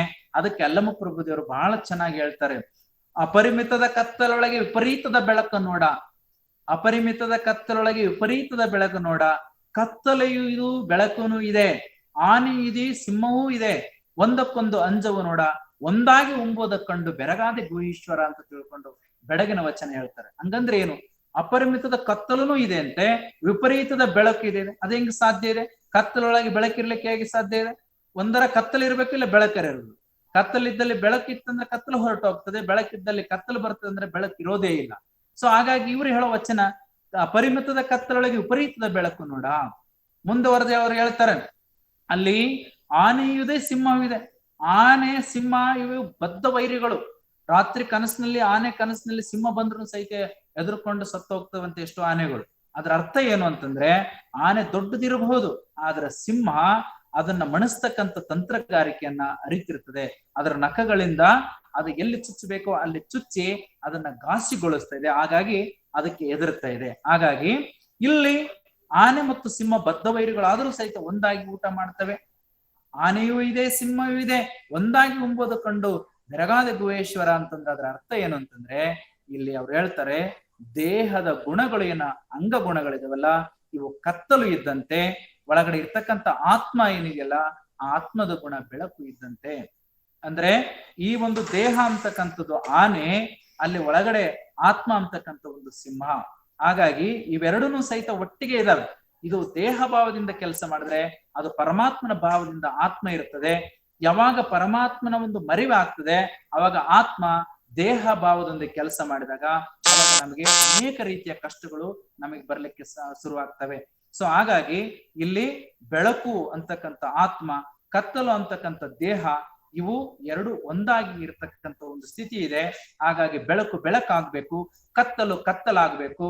ಯಾವಾಗ ಬೆಳಕು ಅದು ಕತ್ತಲನ್ನ ಮರೆಮಾಚಿ ಬಯಲಲ್ಲಿ ಒಂದಾಗ್ತದೆಯೋ ಅವಾಗ ಮಾತ್ರ ಅದು ಲಿಂಗೈಕ್ಯ ಸ್ಥಿತಿ ಅಂತ ತಿಳ್ಕೊಂಡು ಒಂದ್ ಕಡೆ ಅಲ್ಲಮ ಪ್ರಭುದೇವರು ಈ ಒಂದು ಆತ್ಮನ ಕುರಿತಾಗಿ ಅವರು ಹೇಳ್ತಾ ಹೋಗ್ತಾರೆ. ಹಾಗಾಗಿ ಈ ಒಂದು ಲೋಕದಲ್ಲಿ ಹೇಗೆ ಒಂದು ಪರಮಾತ್ಮನು, ಆದ್ರೆ ಪರಮಾತ್ಮನ ಈ ಜೀವಾತ್ಮನ ಸೃಷ್ಟಿ ಮಾಡಿದಾನೆ ಅಂತಂದ್ರೆ, ಆದ್ರೆ ಪರಮಾತ್ಮನ ಕಷ್ಟಗಳಲ್ಲಿ ಒಳಗಾಗಿಲ್ಲ, ಕಷ್ಟದಿಂದ ಹೊರತಾಗಿದ್ದಾನೆ ಅವನು. ಪಂಚ ಇಂದ್ರಿಯಗಳು ಮಾಡತಕ್ಕಂಥ ಬಹಿರ್ಮುಖದ ಏನು ಪ್ರಪಂಚದ ಕಾರ್ಯಗಳಿದಾವಲ್ಲ, ಅದಕ್ಕೆ ಹೊರತಾಗಿರ್ತಕ್ಕಂಥವನು ಆ ಒಂದು ದೇವರು. ಹಾಲಿನೊಳಗಡೆ ಹೇಗೆ ತುಪ್ಪ ಇದೆಯೋ, ಆದ್ರೆ ಹಾಲಿನೊಳಗಡೆ ತುಪ್ಪ ನಮಗೆ ಕಾಣಿಸೋದಿಲ್ವೋ, ಹಾಗೆ ಪರಮಾತ್ಮನು ಈ ಒಂದು ಜೀವಾತ್ಮನಲ್ಲಿ ತುಂಬಿಕೊಂಡ್ರೂ ಸಹಿತ ಆದ್ರೆ ಹಾಲಿನ ಆ ಒಂದು ಗುಣದೋಷವನ್ನ ಅವನು ಒತ್ಕೊಳ್ಳೋದಿಲ್ಲ. ಹಾಗಾಗಿ ಅದಕ್ಕೆ ಭಿನ್ನನಾಗಿರತಕ್ಕಂಥವನು ಪರಮಾತ್ಮನು. ಈಗ ಪಿಂಡಾಂಡ ಯಾವ ರೀತಿ ಅನುಭವಿಸ್ತಾ ಇದೆಯಲ್ಲ ಕಷ್ಟಗಳನ್ನ, ಆತ್ಮ ಒಂದ್ ವೇಳೆ ಮರಿವು ಜಾಗೃತ ಆದಾಗ, ಅಲ್ಲಿ ಅರಿವು ಜಾಗೃತ ಆಗೋದಕ್ಕಿಂತ ಮೊದಲು ಮರಿವು ಇದ್ದಾಗ ಈ ಒಂದು ಪಿಂಡ ದೇಹ ಎಷ್ಟು ಕಷ್ಟಗಳನ್ನ ಅನುಭವಿಸ್ತದೆ, ಆದ್ರೆ ಈ ಕಷ್ಟವನ್ನ ದೇವನ ಅನುಭವಿಸೋದಿಲ್ಲ. ಅಂದ್ರೆ ಬ್ರಹ್ಮಾಂಡಗತವಾಗಿರ್ತಕ್ಕಂಥ ಒಂದು ದೇವನಲ್ಲಿ ಪಿಂಡಾಂಡದೊಳಗಿರ್ತಕ್ಕಂಥ ಒಂದು ಆತ್ಮ ಇದು ಗುಣ ಸ್ವಭಾವದಿಂದ ಭಿನ್ನವಾಗಿದೆ. ಪರಮಾತ್ಮನು ಅವನು ಎಲ್ಲ ರೀತಿಯಿಂದ ಸೃಷ್ಟಿ ಮಾಡಿದ್ರು ಸಹಿತ ಸೃಷ್ಟಿಗೆ ಹೊರಗಾಗಿರೋದ್ರಿಂದ ಸೃಷ್ಟಿಯಲ್ಲಿರ್ತಕ್ಕಂಥ ಒಂದು ದೋಷ ಅವನಲ್ಲಿ ಇಲ್ಲ ಅಂತ ತಿಳ್ಕೊಂಡು ನಾವು ಇವತ್ತಿನ ದಿವಸ ಸ್ಪಷ್ಟವಾಗಿ ತಿಳ್ಕೊಳ್ಳೋಣ. ಈ ಆತ್ಮನ ಇರುವನ್ನ ಆಲ್ಮೋಸ್ಟ್ ಅಲ್ಲಿ ಎಲ್ಲ ಧರ್ಮಗಳನ್ನು ಸಹಿತ ಒಪ್ಪಿದ್ದೇವೆ. ನಾನು ಮೊದಲೇ ಹೇಳಿದಂತೆ ಆ ದೇವನ ಅಸ್ತಿತ್ವವನ್ನ ಹೇಗೆ ಒಪ್ಪಿದೆಯೋ ಹಾಗೆ ಆತ್ಮನ ಅಸ್ತಿತ್ವವನ್ನ ಒಪ್ಪಿದವೆ. ಎರಡೇ ಎರಡು ಧರ್ಮಗಳು ದೇವರ ಅಸ್ತಿತ್ವವನ್ನು ಒಪ್ಪಿಲ್ಲ, ಆದ್ರೆ ಆತ್ಮನ ಅಸ್ತಿತ್ವವನ್ನ ಅವು ಒಪ್ಪುತ್ತವೆ. ಹಾಗಾಗಿ ಇಲ್ಲಿ ನಮಗೆ ಏನೆಲ್ಲವೂ ಸಹಿತ ಎಷ್ಟೋ ಜನ ವಾದ ಮಾಡ್ತಾರೆ, ದೇವರಿಲ್ಲ, ಧರ್ಮ ನಾಸ್ತಿಕವಾದಿಗಳು, ಏನು ಇಲ್ಲ, ಸುಮ್ಮನೆ ಅವರೆಲ್ಲ ಭ್ರಾಂತಿಗಳು, ಏನಾದ್ರೂ ಮಾಡಿ ಆರಾಮಾಗಿ ಬದುಕೋದು, ಇಲ್ಲೇ ಮಜಾ ಉಡಾಯಿಸೋದು, ಸಾಲ ಮಾಡಿ ಆದ್ರೂ ಸಹಿತ ತುಪ್ಪ ತಿನ್ನೋದು, ಕಾಮಾಗಿ ಬದುಕೋದು ಅಂತ ತಿಳ್ಕೊಂಡು ಯೋಚನೆ ಮಾಡ್ತಾರೆ ನಾಸ್ತಿಕರು. ಆದ್ರೆ ಅದೆಲ್ಲವನ್ನು ಸಹಿತ ಏನಾಗುತ್ತೆ ಅಂತಂದ್ರೆ, ಮುಂದೆ ನಮಗೆ ಪಾಸಿಟಿವ್ನೆಸ್ ಎಲ್ಲ ಕಳೆದು ನೆಗೆಟಿವೇ ನಕಾರಾತ್ಮಕವಾಗಿರ್ತಕ್ಕಂಥ ಯೋಚನೆಗಳು ಬಂದಂತೆಲ್ಲ ನಮ್ಮ ಜೀವನದ ಒಂದು ಏನು ಆ ಒಂದು ಹಡಗು ಮಧ್ಯದಲ್ಲಿ ಕೊಚ್ಕೊಂಡು ಹೋಗ್ಲಿಕ್ಕೆ ಸಾಧ್ಯ ಆಗ್ತದೆ. ಹಾಗಾಗಿ ನಾವು ನಾಸ್ತಿಕ ತಳಹದಿ ಮೇಲೆ ಬದುಕ್ಲಕ್ ಹೋದ್ವಿ ಅಂತಂದ್ರೆ ಬಹಳಷ್ಟು ಕಷ್ಟ ಪಡ್ಬೇಕಾಗ್ತದೆ. ಆಸ್ತಿಕ ತಳಹದಿ ಮೇಲೆ ಹೋದ್ವಿ ಅಂತಂದ್ರೆ ನಾವು ನೆಮ್ಮದಿಯಿಂದ ಬದುಕಲಿಕ್ಕೆ ಸಾಧ್ಯ ಆಗ್ತದೆ. ಈಗ ನಾಸ್ತಿಕರು ಏನು ವಾದ ಮಾಡ್ತಾರಂತಂದ್ರೆ, ಏನು ಆತ್ಮ ಇಲ್ಲ, ಏನು ಇಲ್ಲ, ದೇವರಿಲ್ಲ, ಏನಿಲ್ಲ, ಅವನ ಅಸ್ತಿತ್ವ ಎಲ್ಲ ಸುಳ್ಳು, ನಾವಿರೋದೇ ಸತ್ಯ ಅಂತ ತಿಳ್ಕೊಂಡು ಹೇಳ್ತಾರೆ. ಹಾಗಾದ್ರೆ ನೀನ್ ಇರ್ಬೇಕಾದ್ರೆ ಏನಾದ್ರೂ ಒಂದು ಕಾರಣ ಇದ್ದಾಗ ನೀನಿದ್ಯಾ, ನೀನು ಮಾತಾಡ್ಬೇಕಾದ್ರೆ ನೀನಿದ್ಯಾ, ನೀನ್ ನೋಡ್ಬೇಕಾದ್ರೆ ನೀನಿದ್ಯಾ, ನೀನು ಕೇಳಿಸ್ಕೋಬೇಕಾದ್ರೂ ನೀನಿದ್ಯಾ. ಮತ್ತೆ ನೀನ್ ಇದೆಯಾ ಅಂತಂದ್ಮೇಲೆ ನೀನ್ ಇರತಕ್ಕಂಥ ಅಸ್ತಿತ್ವೇ ದೇವರ ಅಸ್ತಿತ್ವ ಅಂತ ನಾವು ಹೇಳ್ತೀವಿ. ಈಗ ಅವ್ರು ಮಾತಾಡ್ತಾರೆ, ಈಗ ಮಾತಾಡ್ಬೇಕಾದ್ರೆ ನಾನು ನಾಲಿಗೆ ಇಲ್ಲ ಅಂತ ಹೇಳ್ತೀನಿ, ಅವಾಗ ಅವ್ರೇನಂತಾರೆ, ನಾಲಿಗೆ ಇದ್ದಾಗ ನೀನು ಮಾತಾಡ್ತೀಯ ಅಂತ ಹೇಳ್ತಾರೆ. ಅವಾಗ ನಾವಂತೀವಿ, ಯಾವಾಗ ನಾಲಿಗೆ ಮಾತಾಡ್ಲಿಕ್ಕೆ ಬೇಕಾಗ್ತದೆಯೋ ಹಾಗೆ ನಾಲಿಗೆ ಇಲ್ಲ ಅಂದ್ರೂ ಸಹಿತ ಅದೇ ಇಲ್ಲ ಅನ್ಲಕ್ಕೂ ಸಹಿತ ನಾಲಿಗೆ ಮಾತಾಡ್ಬೇಕಾಗ್ತದಲ್ಲ, ಅದಕ್ಕೆ ನಾಲಿಗೆ ಇಲ್ಲಂದ್ರು ಇದೆ ಅಂದ್ರೂ ಸಹಿತ ಇದೆಯಲ್ಲ, ಅದಕ್ಕೆ ನೀನು ನಾಸ್ತಿಕನಾಗಿರ್ತಕ್ಕಂಥವನು. ನೀನು ಇಲ್ಲ ಅಂತಂದ್ರು ಇದೆಯಾ, ನೀನು ಇದೆಯಾ ಅಂತಂದ್ರು ಸಹಿತ ಇದೆಯಾ. ಯಾಕಂದ್ರೆ ನಮ್ ಜೊತೆ ನೀನು ಸಂವಹನ ಮಾಡ್ತಾ ಇದೆಯಾ, ನೀನು ಪ್ರತಿಕ್ರಿಯೆ ಕೊಡ್ತಾ ಇದೆಯಾ ಅಂದ್ರೆ ಆ ಪ್ರತಿಕ್ರಿಯೆ ಶಕ್ತಿ ಅದು ಆತ್ಮಶಕ್ತಿಯಾಗಿದೆ. ಆ ಆತ್ಮಶಕ್ತಿಯೇ ಪರಮಾತ್ಮ ಅಂತ ತಿಳ್ಕೊಂಡು ನಾವು ಹೇಳ್ಬೋದು. ಒಂದು 4 ಜನ ಗೆಳೆಯರಿರ್ತಾರೆ. ಆ 4 ಜನ ಗೆಳೆಯರು ತನ್ನ ಒಂದು ದೋಸ್ತನಿಗೆ ಕುಡಿದು, ನೋಡ್ತೀವಿ ನಾವೆಲ್ಲ ಪೇಪರ್ನಲ್ಲಿ ಬರ್ತಾ ಇರ್ತಾರೆ, ಕುಡಿದಾಗ ಅವರು ಸತ್ತಾರ ಅಂತ ತಿಳ್ಕೊಂಡು ಒಂದ್ ಕಡೆ ಅವನು ಫೋನ್ ಮಾಡಿದ್ದ. ಹಾಗೆ ಇಲ್ಲಿ 4 ಜನ ಒಬ್ಬನ ಗೆಳೆಯನ್ನು ಸತ್ತಾನ ಅಂತ ತಿಳ್ಕೊಂಡು ಅವನಿಗೆ ಚಟ್ಟ ಕಟ್ಬಿಟ್ರು. ಅವನು ಹೇಳ್ತಾನೆ, ನಾನ್ ಸತ್ತಿಲ್ಲಪ್ಪ, ನಾನ್ ಬದುಕಿದ್ದೀನಿ ಅಂತ. ಅವಾಗ ಇವ್ರು ಹೇಳ್ತಾರೆ, ಇಲ್ಲ ನೀನ್ ಸತ್ತಿದ್ಯಾ, ನೀನ್ ಹಿಂಗೆ ಮಲ್ಕೋಬೇಕು, ನಿನಗೆ ತಗೊಂಡೋಗಿ ಸುಡ್ತೀವಿ, ಇಲ್ಲ ಅಂತಂದ್ರೆ ಉಳ್ತೀವಿ ಅಂತ ಹೇಳ್ತಾರೆ. ಅವಾಗ ಅವನು ಕೊನೆಯ ಆಸೆ ಕೇಳ್ತಾನೆ, ನೋಡಪ್ಪ ನನಗೆ ಉಳೋದಕ್ಕಿಂತ ಮೊದಲು, ಸುಡೋದಕ್ಕಿಂತ ಮೊದಲು ಈ ಊರಿನ ಗೌಡನ ಹತ್ರ ನನಗೆ ಕರ್ಕೊಂಡೋಗ್ರಿ, ಅವಾಗ ನಾನು ಅದಿನೋ ಸತ್ತಿನ ಅನ್ನೋದು ಅವ್ರಿಗೆ ಹೇಳ್ತೀನಿ, ಅವ್ರು ಬೇಕಾದ್ರೆ ನಿರ್ಧಾರ ಮಾಡ್ಲಿ ಅಂತ. ಅವಾಗ ಸರಿ ಅಂತ ತಿಳ್ಕೊಂಡು ಇವನು ಕೊನೆ ಆಸೆ ಈಡೇರಿಸ್ಬೇಕಂತ ಗೌಡನ ಹತ್ರ ಕರ್ಕೊಂಡು ಹೋಗ್ತಾರೆ. ಅವಾಗ ಅವ್ರು ಹೇಳ್ತಾರೆ, ನೋಡ್ ನನ್ನ ಗೆಳೆಯ ಇವನು ಸತ್ತಿದಾನೆ, ಅದಕ್ಕೆ ಇವನು ತಗೊಂಡೋಗಿ ಉಳ್ತೀವಿ ಅಂತಾರೆ. ಅವಾಗ ಇವನಂತಾನೆ, ಇಲ್ಲ ಗೌಡ್ರೆ ನಾನು ಸತ್ತಿಲ್ಲ, ನಾನು ಇದೀನಿ, ನನಗೆ ತಗೊಂಡೋಗಿ ಉಳ್ತಾ ಇದಾರಂತ. ಅವಾಗ ಆ ಗೌಡ ಏನ್ ಹೇಳ್ತಾನೆ, ಇಲ್ಲಿ ಸತ್ತೀನಿ ಅಂತ ತಿಳ್ಕೊಂಡು ಹೇಳೋರು ಯಾರು ಅಂತಂದ್ರೆ ಅವನೊಬ್ಬನೇ ಕೈ ಎತ್ತಾನೆ. ಮತ್ತೆ ಇವನು ಸತ್ತಾನ ಅಂತ ತಿಳ್ಕೊಂಡು ಯಾರು ಹೇಳ್ತಾರೆ ಅಂದ್ರೆ ಇವ್ರು 4 ಜನ ಕೈ ಎತ್ತಾರೆ. ಅವಾಗ ಅವನ್ ಏನ್ ನಿರ್ಧಾರ ಮಾಡ್ತಾನೆ, ಇಲ್ಲಿ ಡೆಮೋಕ್ರಸಿ ಸಿಸ್ಟಮ್ ಹೆಂಗಿರುತ್ತೆ, ಪ್ರಜಾಪ್ರಭುತ್ವ, ಯಾರು ಬಹುಮತ ಆಗುತ್ತೋ ಅವ್ರಂಗೆ ಸರ್ಕಾರ ಆಗೋದ್ರಿಂದ ಇಲ್ಲಿ ನೀನು ಸತ್ತಿದ್ಯಪ್ಪ, ನಿನ್ ಬಹುಮತ ಕಡಿಮೆ ಇದೆ, ಅದಕ್ಕೆ ಇವನ್ ತಗೊಂಡೋಗಿ ಉಳ್ರಿ ಅಂತ. ಅಲ್ಲ ಅವನೊಬ್ಬನು ಹೇಳ್ತಾ ಇದ್ದಾನಲ್ಲ, ಇವ್ರೇನೇ ಹೇಳಿ ಅಂದ್ರೆ ಅದರ ಅರ್ಥ ಏನು, ಪರಮಾತ್ಮನ ಆ ಒಂದು ಚಿರಂಚಿಕನಾಗಿರ್ತಕ್ಕಂಥ ಒಂದು ಆತ್ಮ ತನ್ನಲ್ಲಿ ಇದೆ ಅಂತಂದ ಮೇಲೆ ಅವ ಮತ್ತೆ ಏನು ಪ್ರೂವ್ ಮಾಡೋದ್ ಬೇಕಾಗಿಲ್ಲ. ನಾನು ಇದೀನಿ ಅಂತ ತಿಳ್ಕೊಂಡು ಹೇಳಿದ್ಮೇಲೆ ಮುಗಿದೋಯ್ತು. ಹಾಗಾಗಿ ನಾನು ಇಂದಿನ ಒಂದು ಸಂಚಿಕೆಯಲ್ಲಿ ಹೇಳಿದ್ದೆ, ನಾನು ಡೆಕಾರ್ಟ್ ಅಂತಕ್ಕಂಥವನು ಅವನು ಸುಮ್ಮನೆ ಕುಳಿತುಕೊಂಡು ನಾನು ಯಾಕೆ ಕುಳಿತುಕೊಂಡಿದ್ದೀನಿ, ಇಲ್ಲಿ ಯಾಕೆ ಕುಳಿತುಕೊಂಡಿದ್ದೀನಿ ಅಂತ ತಿಳ್ಕೊಂಡು ಅವನಿಗೆ ಏನೋ ಯೋಚನೆ ಬಂತು. ನಾನು ಇದೀನೋ ಇಲ್ಲೋ ಅಂತ ತಿಳ್ಕೊಂಡು ಯೋಚನೆ ಆಯ್ತು ಅವನಿಗೆ. ಅವಾಗ ಅವನಂತಾನೆ ಬಹಳಷ್ಟು ಯೋಚನೆ ಮಾಡಿ 1 ಗಂಟೆ 2 ಗಂಟೆ ಆದ್ಮೇಲೆ ಅವನಂತಾನೆ, ಇಲ್ಲ ನಾನು ಖಂಡಿತವಾಗಿನೂ ಸಹಿತ ಇದೀನಿ. ಯಾಕಿದ್ದೀನಿ ಅಂತಂದ್ರೆ ನಾನು ಯೋಚನೆ ಮಾಡೋದ್ರಿಂದನೇ ನಾನು ಇದೀನಿ. I am think therefore I am ಅಂತ ತಿಳ್ಕೊಂಡು ಅವನು ಹೇಳ್ತಾನೆ. ಅದಕ್ಕೆ ಕೊಗಟೋ ಇರ್ಗೋಸಮ್ ಅಂತ ತಿಳ್ಕೊಂಡು ಒಂದು ಪುಸ್ತಕವನ್ನ ಬರೀತಾನೆ. ಇಲ್ಲ ನಾನು ಇದೀನಿ ಅಂತಂದ್ರೆ, ನಾನು ಆಲೋಚನೆ ಮಾಡ್ತೀನಿ ಅಂದ್ರೆ ಆ ಆಲೋಚನೆ ಹಿಂದೆ ಇರ್ತಕ್ಕಂಥ ಒಂದು ಶಕ್ತಿ ಅಸ್ತಿತ್ವದಲ್ಲಿದೆ, ಆ ಅಸ್ತಿತ್ವೇ ಮೂಲ ಅಸ್ತಿತ್ವದಲ್ಲಿ ಒಂದಾಗ್ತಾ ಇದೆ ಅಂತ ತಿಳ್ಕೊಂಡು ಅವನು ಹೇಳಿ ತನ್ನದೇ ಆಗಿರ್ತಕ್ಕಂಥ ಒಂದು ಸಿದ್ಧಾಂತವನ್ನ ಅವನು ಮಂಡಿಸ್ತಾ ಇದ್ದಾನೆ. ಒಟ್ಟಾರೆಯಾಗಿ ಈ ಆತ್ಮ ಹೇಗಿದೆ ಅಂತಂದ್ರೆ ಅದಕ್ಕೆ ಧಾರ್ಮಿಕ ಆಧ್ಯಾತ್ಮಿಕ ಪರಿಭಾಷೆಯಲ್ಲಿ ಹೇಳ್ತಾರೆ, ಕರ್ತೃ, ಜ್ಞಾತೃ ಮತ್ತು ಭೋಕ್ತೃ ಅಂತ ತಿಳ್ಕೊಂಡು ಹೇಳ್ತಾರೆ. ಅಂದ್ರೆ ಕರ್ತೃ ಅಂತಂದ್ರೆ ಮಾಡ್ತಕ್ಕಂಥ ಒಂದು ಕ್ರಿಯೆ, ಜ್ಞಾತೃ ಅಂತ ಅಂದ್ರೆ ತಿಳಿದುಕೊಳ್ತಕ್ಕಂಥ ಒಂದು ಕ್ರಿಯೆ, ಭೋಕ್ತೃ ಅಂತಂದ್ರೆ ಅನುಭವಿಸ್ತಕ್ಕಂಥ ಒಂದು ಕ್ರಿಯೆ. ಹೀಗೆ ಯಾವುದು ಮಾಡಲಿಕ್ಕೆ ಪ್ರೇರಣೆ ಇದೆಯೋ, ಯಾವುದು ತಿಳಿದುಕೊಳ್ಳಿಕ್ಕೆ ಪ್ರೇರಣೆ ಆಗ್ತಿದೆಯೋ, ಯಾವುದು ಅನುಭವಿಸ್ಲಿಕ್ಕೆ ಪ್ರೇರಣೆ ಹೊಂದುತ್ತಿದೆಯೋ, ಯಾವುದು ಮಾಡಲಾರದೋ, ಯಾವುದು ಅರಿಯಲಾರದೋ, ಯಾವುದು ಆನಂದಿಸಲಾರದೋ ಅದು ಶವ ಆಗ್ತದೆ, ಅದು ಜಡದೇಹಿ ಆಗ್ತದೆ.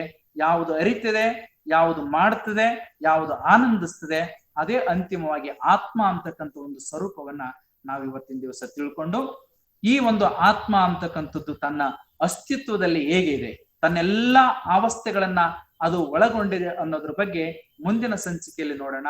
ಒಟ್ಟಾರೆಯಾಗಿ ಇವತ್ತು ನಾವು ಪರಮಾತ್ಮ ಮತ್ತು ಜೀವಾತ್ಮರ ಒಂದು ಸ್ವರೂಪ ಮತ್ತು ಅಸ್ತಿತ್ವವನ್ನು ನೋಡ್ಕೊಂಡಾಗ ಪರಮಾತ್ಮನ ಒಂದು ಸ್ವರೂಪ ಅದು ಪ್ರಕಾಂಡವಾಗಿ ಇಡೀ ಬ್ರಹ್ಮಾಂಡವನ್ನು ಓತೋಪ್ರೋತವಾಗಿ ತುಂಬಿದೆ.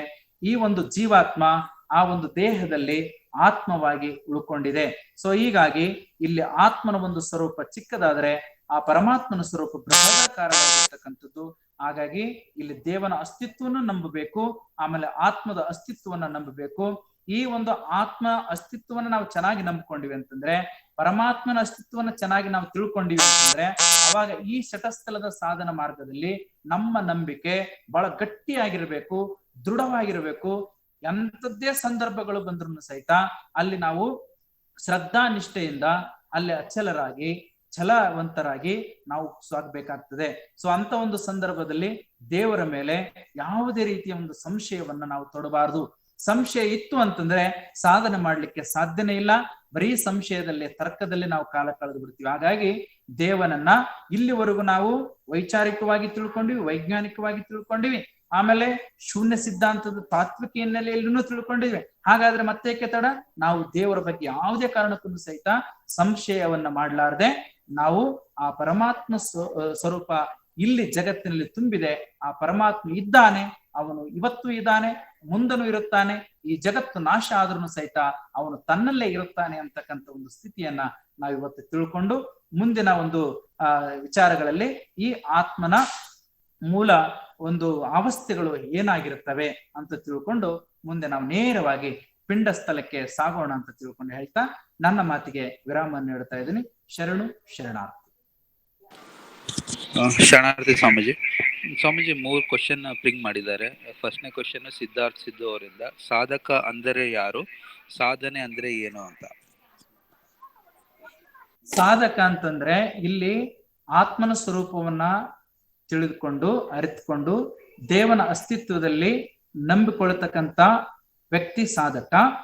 ಸಾಧನೆ ಅವನು ತಿಳ್ಕೊಂಡಿರ್ತಕ್ಕಂತ ಆ ಒಂದು ವ್ಯವಸ್ಥೆಯಲ್ಲಿ ನಾನು ಒಂದಾಗ್ಬೇಕು ಅಂತ ತಿಳ್ಕೊಂಡು ಅವನು ಹೋಗ್ತಾನಲ್ಲ, ಅವಾಗ ಅವನಿಗೆ ಒಂದು ಕ್ರಮ ಅಳವಡಿಸ್ಕೊಳ್ಬೇಕಾಗ್ತದೆ. ಆ ಕ್ರಮವೇ ಸಾಧನ ಕ್ರಮ.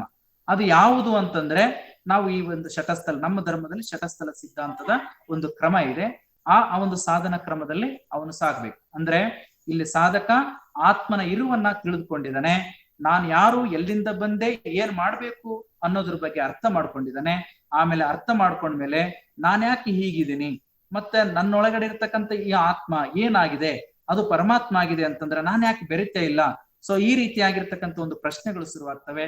ಆ ಪ್ರಶ್ನೆಗಳು ಯಾವಾಗ ಶುರುವಾಗ್ತವೋ ಅವಾಗ ನಾನು ಅದನ್ನ ಬೆರಿಬೇಕಾದ್ರೆ ಏನ್ ಮಾಡ್ಬೇಕು ಅಂತ ತಿಳ್ಕೊಂಡು ಆ ಕ್ರಿಯಾತ್ಮಕವಾಗಿರ್ತಕ್ಕಂಥ ಒಂದು ಪ್ರಶ್ನೆಗಳು ಉದ್ಭವ ಆಗ್ತವೆ. ಅವಾಗ ಅವನು ಒಂದು ಧರ್ಮದ ಸಿದ್ಧಾಂತವನ್ನು ಹಿಡ್ಕೊಂಡು ಸಾಧನೆ ಮಾಡ್ತಾ ಮಾಡ್ತಾ ಹೋಗ್ತಾನೆ. ಸೊ ಇದು ಮುಂದೆ ಪಿಂಡ ಸ್ಥಳದಲ್ಲಿ ಮತ್ತು ಪಿಂಡ ಜ್ಞಾನ ಸ್ಥಳದಲ್ಲಿ ಈ ವಿಚಾರಗಳನ್ನು ನಾವು ತಿಳ್ಕೊಳ್ತೀವಿ. ಇಷ್ಟೇ ಸಾಧಕ ಅಂತಂದ್ರೆ ಅರಿವನ್ನ ಜಾಗೃತ ಮಾಡ್ಕೊಂಡಿರ್ತಕ್ಕಂಥವನು. ಸಾಧನೆ ಅಂತಂದ್ರೆ ಆ ಒಂದು ಸಾಧನ ಕ್ರಮವನ್ನ ಹಿಡ್ಕೊಂಡು ಮೂಲ ಅಸ್ತಿತ್ವದಲ್ಲಿ ಒಂದಾಗ್ಬೇಕು ಅಂತ ತಿಳ್ಕೊಂಡು ಹೋಗ್ತಕ್ಕಂಥ, ಅದಕ್ಕೆ ಹಸಿ ಅಂತ ಕರೀತಾರೆ, ಐಕ್ಯ ಅಂತ ಕರೀತಾರೆ.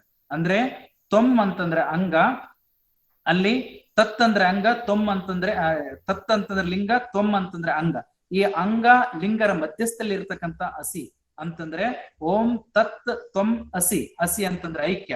ಈ ಐಕ್ಯ ಸ್ಥಿತಿಯೇ ಸಾಧನೆ ಅಂತ. ಅದಕ್ಕಾಗಿ ಅಲ್ಲಿ ಲಿಂಗ ಮತ್ತು ಅಂಗರ ನಡುವೆ ಸಮರಸ ಹೊಂದಿಸ್ತಕ್ಕಂಥ ಒಂದು ಕ್ರಿಯೆ ಏನಿದೆಯಲ್ಲ ಅದು ಸಾಧನ ಕ್ರಮ ಇದೆ. ಸೊ ಹಾಗಾಗಿ ಇಲ್ಲಿ ಸಾಧಕ ಸಾಧನೆ ಮಾಡ್ತಾ ಪರಮಾತ್ಮ ಒಂದಾಗ್ಬೇಕು ಅಂತಕ್ಕಂಥ ವಿಚಾರ ಇದೆ. ಸ್ವಾಮೀಜಿ, 2ನೇ ಪ್ರಶ್ನೆ ಶ್ರೀಶೈಲ್ ಮಸೀದಿ ಅವರಿಂದ, ಭಾರತೀಯ ಅಧ್ಯಾತ್ಮ ತತ್ವ ಚಿಂತನೆ ವೇದ ಮೂಲದಿಂದ ಬಂದಿದೆಯೋ, ಯೋಗಿ ಶಿವನ ಮೂಲದಿಂದ ಬಂದಿದೆಯೋ ಅಥವಾ ಬುದ್ಧನಿಂದ ಬಂದಿದೆಯೋ ಎಂಬುದನ್ನು ತಿಳಿಸಿಕೊಡಿ ಅಂತ. ಭಾರತೀಯ ತತ್ವಶಾಸ್ತ್ರ ನಮ್ಮ ದ್ರಾವಿಡ ಪರಂಪರೆಯಲ್ಲಿ ಮೂಲ ಶಿವನಿಂದ ಬಂದಿರತಕ್ಕಂಥದ್ದು. ಇದು ಅಧ್ಯಾತ್ಮ. ಯಾಕಂದ್ರೆ ಇಲ್ಲಿ ವೇದ ಆ ಮೂಲ ಆಗಮಗಳನ್ನ ಅಂದ್ರೆ ಶಿವನ ಅಧ್ಯಾತ್ಮವನ್ನು ತಗೊಂಡಿದೆ. ಆಮೇಲೆ ನಂತರದಲ್ಲಿ ಬಂದಿರತಕ್ಕಂಥ ಬುದ್ಧನ ಒಂದು ವಿಚಾರಗಳನ್ನು ತಗೊಂಡಿದೆ. ಆಮೇಲೆ ಬರ್ತಕ್ಕಂಥ ಹಿಂದೂ ಸಂಸ್ಕೃತಿಯಲ್ಲಿ ಮೊದಲೇ ಹೇಳಿದ್ನಲ್ಲ ಎಲ್ಲರ ವಿಚಾರಗಳನ್ನು ತೆಗೆದುಕೊಂಡಿದೆ. ಆದ್ರೆ ಮೂಲ ವೇದದಲ್ಲಿ ಶಿವನ ಒಂದು ಶೈವದ ಒಂದು ಪ್ರಭಾವ ನಂತರದಲ್ಲಿ ಅವ್ರಿಗೆ ಆಗಿದೆ. ಯಾಕಂದ್ರೆ ಅವರು ಮೂಲ, ಯಾಕಂದ್ರೆ ನಾವು ಇಂದಿನ ಒಂದು ಸ್ಥಿತಿಯಲ್ಲಿ ನಾವು ನೋಡಿದೀವಿ, ಅವ್ರು ಎಲ್ಲಿಂದ ಬಂದ್ರು, ಮಧ್ಯ ಏಷ್ಯಾದಿಂದ ಬಂದ್ರೆ ಅವ್ರ ಮೂಲ ವಿಚಾರಗಳನ್ನ ಇಟ್ಕೊಂಡೇ ಅವ್ರು ಬಂದಿದ್ದಾರೆ. ಅಂದ್ರೆ ಆತ್ಮನ ಅಸ್ತಿತ್ವ ಬಗ್ಗೆ ಅವ್ರಿಗೆ ಗೊತ್ತಿತ್ತು. ಆ ಮೂಲ ಉಪನಿಷತ್ತುಗಳು, ನಂತರದಲ್ಲಿ ಬಂದಿರತಕ್ಕಂಥ ಉಪನಿಷತ್ತುಗಳು, ಅದನ್ನೆಲ್ಲ ವೇದಗಳಿಂದ ಏನ್ ಬಂದಿದ್ದಾವೆ ಅನ್ನೋದ್ರ ಬಗ್ಗೆ ತಿಳ್ಕೊಂಡಿದ್ದಾರೆ. ಸೊ ಹಾಗಾಗಿ ಇಲ್ಲಿ ಶೈವತ್ವದ ಒಂದು ಪ್ರಭಾವ ವೈದಿಕರ ಮೇಲೆ ಆದ್ರೆ ವೈದಿಕರು ಮೂಲ ಸಂಸ್ಕೃತಿ ಅವರಲ್ಲೇ ಅವ್ರದೇ ಆಗಿರ್ತಕ್ಕಂಥ ತದಾತ್ಮ ಸ್ಥಿತಿಯಲ್ಲಿ ಅವ್ರದ್ದು ಇತ್ತು. ಅವ್ರದೇ ಆಗಿರ್ತಕ್ಕಂಥ ವಿಚಾರಗಳು ಮೊದಲೇ ಇತ್ತು. ಯಾಕಂದ್ರೆ ಶಿವನಕ್ಕಿಂತ ಮೂಲ ವೇದಗಳು ಮೊದಲು. ಇಲ್ಲಿ ಬಂದ ಮೇಲೆ ನಮ್ಮ ಭಾರತೀಯ ದ್ರಾವಿಡ ಜನಾಂಗದಲ್ಲಿ ಬಂದ ಮೇಲೆ ಅವು ಸಮರಸ ಆಗಿರ್ತಕ್ಕಂಥ. ಸ್ವಾಮೀಜಿ, 3ನೇ ಪ್ರಶ್ನೆ ಸಂಜು ಉಮ್ನಾಬಾದ್ ಅವರಿಂದ, Jain following Hindi culture, how it is. ಕೇಳಿಸ್ತಾ ಇಲ್ಲ? ಜೈನ್ ಹಿಂದೂ ಕಲ್ಚರ್ ಅನ್ನು ಫಾಲೋ ಮಾಡ್ತಾ ಇದಾರಲ್ಲ, ಅದು ಏನಕ್ಕೆ ಹಾಗೆ ಮಾಡ್ತಾ ಇದಾರೆ? ಹಾಗಾಗಿ ಅವರು ದೇವತೆಗಳನ್ನ ಒಪ್ಪಿದಾರಲ್ವಾ, ಅವರು ಆತ್ಮ ಅಂತ ತಿಳ್ಕೊಂಡು ಒಪ್ಪಿ ದೇವನ ಮೂಲ ಅಸ್ತಿತ್ವವನ್ನು ಒಪ್ಪಿಲ್ಲ ಅವರು, ಆದ್ರೆ ಹಿಂದೂ ದೇವತೆಗಳನ್ನ ಒಪ್ಕೊಂಡಿದ್ದಾರೆ. ಸೊ ಹಾಗಾಗಿ ಅವರು ಹಿಂದೂ ಜೊತೆ ಸಾಕಷ್ಟು ಹೊಂದಾಣಿಕೆ ಮಾಡ್ಕೊಳ್ತಾ ಸಾಕ್ತಾ ಇದ್ದಾರೆ. ಆದ್ರೆ ಸಾಧನ ಕ್ರಮದಲ್ಲಿ ಅವರು ಮಾಡ್ಕೊಳ್ತಕ್ಕಂತ ಏನು ಸಲ್ಲೇಖನ ವ್ರತಗಳು ಏನಿದಾವಲ್ಲ ಅವು ಮಾತ್ರ ಮೂಲ ಜೈನ ಸಿದ್ಧಾಂತವನ್ನ ಅವ್ರು ಇಟ್ಕೊಂಡು ಸಾಕ್ತಾ ಇದ್ದಾರೆ. ಆದ್ರೆ ಆಚರಣೆಯಲ್ಲಿ ಮಾತ್ರ ಅವರು ಹಿಂದೂ ಸಂಸ್ಕೃತಿಯನ್ನ ಸಾಮಾನ್ಯವಾಗಿ ಬಳಸ್ಕೊಂಡಿದ್ದಾರೆ. ಹಾಗೆ ಎಲ್ಲ ಧರ್ಮೀಯರನ್ನು ಸಹಿತ ಹಿಂದೂ ಸಂಸ್ಕೃತಿಯ ಈ ಒಂದು ದೇವತೆಗಳ ಪ್ರಭಾವ ಎಲ್ಲ ಧರ್ಮಗಳ ಮೇಲೆ ಆಗ್ಬಿಟ್ಟಿದೆ. ಆದ್ರ ಮೂಲ ಒಂದು ಧರ್ಮ ಸಿದ್ಧಾಂತವನ್ನ ಆಯಾ ಅನುಯಾಯಿಗಳು ಅದನ್ನ ನಿರಂತರವಾಗಿ ಪಾಲಿಸ್ಕೊಂಡು ಬರಲಾರ ಸಂಬಂಧ ಹಿಂದೂ ಸಂಸ್ಕೃತಿ ಒಳಗಡೆ ಮಿಕ್ಸ್ ಆಗ್ಬಿಟ್ಟಿದೆ. ಅಷ್ಟೇ ಪ್ರಶ್ನೆ ಕೇಳಿರೋದು. ನೆಕ್ಸ್ಟ್ ಆಡಿಯನ್ಸ್ ಅಲ್ಲಿ ದಯವಿಟ್ಟು ನಿಮ್ಮ ಪ್ರಶ್ನೆಗಳನ್ನ ಕೇಳಿ. ಒಂದು ನಿಮಿಷ. ಶರಣಾರ್ಥಿ ಅಪ್ಪಾಜಿ ಅವರೇ. ಹಾ ಶರಣ. ಶರಣಾರ್ಥಿ. ಈಗ ಬುದ್ಧನ ತತ್ವಗಳಲ್ಲಾಗ್ಲಿ ಜೈನರ ತತ್ವಗಳಲ್ಲಾಗ್ಲಿ ಮತ್ತೆ ಉಪನಿಷತ್ತುಗಳಾಗ್ಲಿ ಎಲ್ಲಿಯೂ ಆನುಭಾವಿಕ ಸಿದ್ಧಾಂತ ಕಂಡು ಬರೋದಿಲ್ಲ. ಅನುಭಾವಿಕ ಸಿದ್ಧಾಂತದ ಚಿಂತನೆ ಕಂಡು ಬರೋದಿಲ್ಲ ನಮಗೆ. ಹಾಗಾಗಿ ಬುದ್ಧನ ಅನೇಕ ವಿಚಾರಗಳನ್ನೇ ವೇದ ಉಪನಿಷತ್ತುಗಳಲ್ಲಿ ತಗೊಂಡಿದ್ದಾರೆ ಅಂತ ಇತಿಹಾಸದಲ್ಲಿ ಕಾಣ್ಬರುತ್ತದೆ. ಇದಕ್ಕೆ ತಮ್ಮ ಸ್ಪಷ್ಟೀಕರಣ ಏನು? ಅದೇ ಅನುಭವ ವೇದ್ಯ ಇಲ್ಲ, ಅಲ್ಲಿ ಜ್ಞಾನ ಪ್ರಧಾನವಾಗಿರ್ತಕ್ಕಂಥದ್ದು. ಉಪನಿಷತ್ತುಗಳು ಜ್ಞಾನ ಪ್ರಧಾನವಾಗಿರ್ತಕ್ಕಂಥದ್ದು, ವೇದಗಳು ಅಲ್ಲಿ ಬರ್ತಕ್ಕಂಥ ಯಜುರ್ವೇದ ಮತ್ತು ಋಗ್ವೇದದಲ್ಲಿ ಬರ್ತಕ್ಕಂಥ ವಿಚಾರಗಳು ಅವೆಲ್ಲ ಜ್ಞಾನ ಪ್ರಧಾನವಾಗಿರ್ತಕ್ಕಂಥದ್ದು. ನಂತರದಲ್ಲಿ ಬರ್ತಕ್ಕಂಥ ಕರ್ಮಕಾಂಡ ಅದು ಅನುಭವ ಆ ಸಾಂಪ್ರದಾಯಿಕ ಹಿನ್ನೆಲೆಯಲ್ಲಿ ದೈವತ್ವಗಳನ್ನೇನು ಸೃಷ್ಟಿ ಮಾಡ್ಕೊಂಡ್ರಲ್ಲ ಆ ದೈವತ್ವದಿಂದ ಕಾಣ್ಕೊಳ್ತಕ್ಕಂಥ ಅರ್ಧ ಸತ್ಯದ ಅನುಭವವನ್ನ ಮಾತ್ರ ಕಂಡುಕೊಂಡ್ರು. ಆದ್ರೆ ಪೂರ್ಣ ಸತ್ಯದ ಅನುಭವ ಆಗಿರೋದೇ ಈ ಒಂದು ಶಟಸ್ಥಲ ಸಿದ್ಧಾಂತದ ಮುಖಾಂತರ.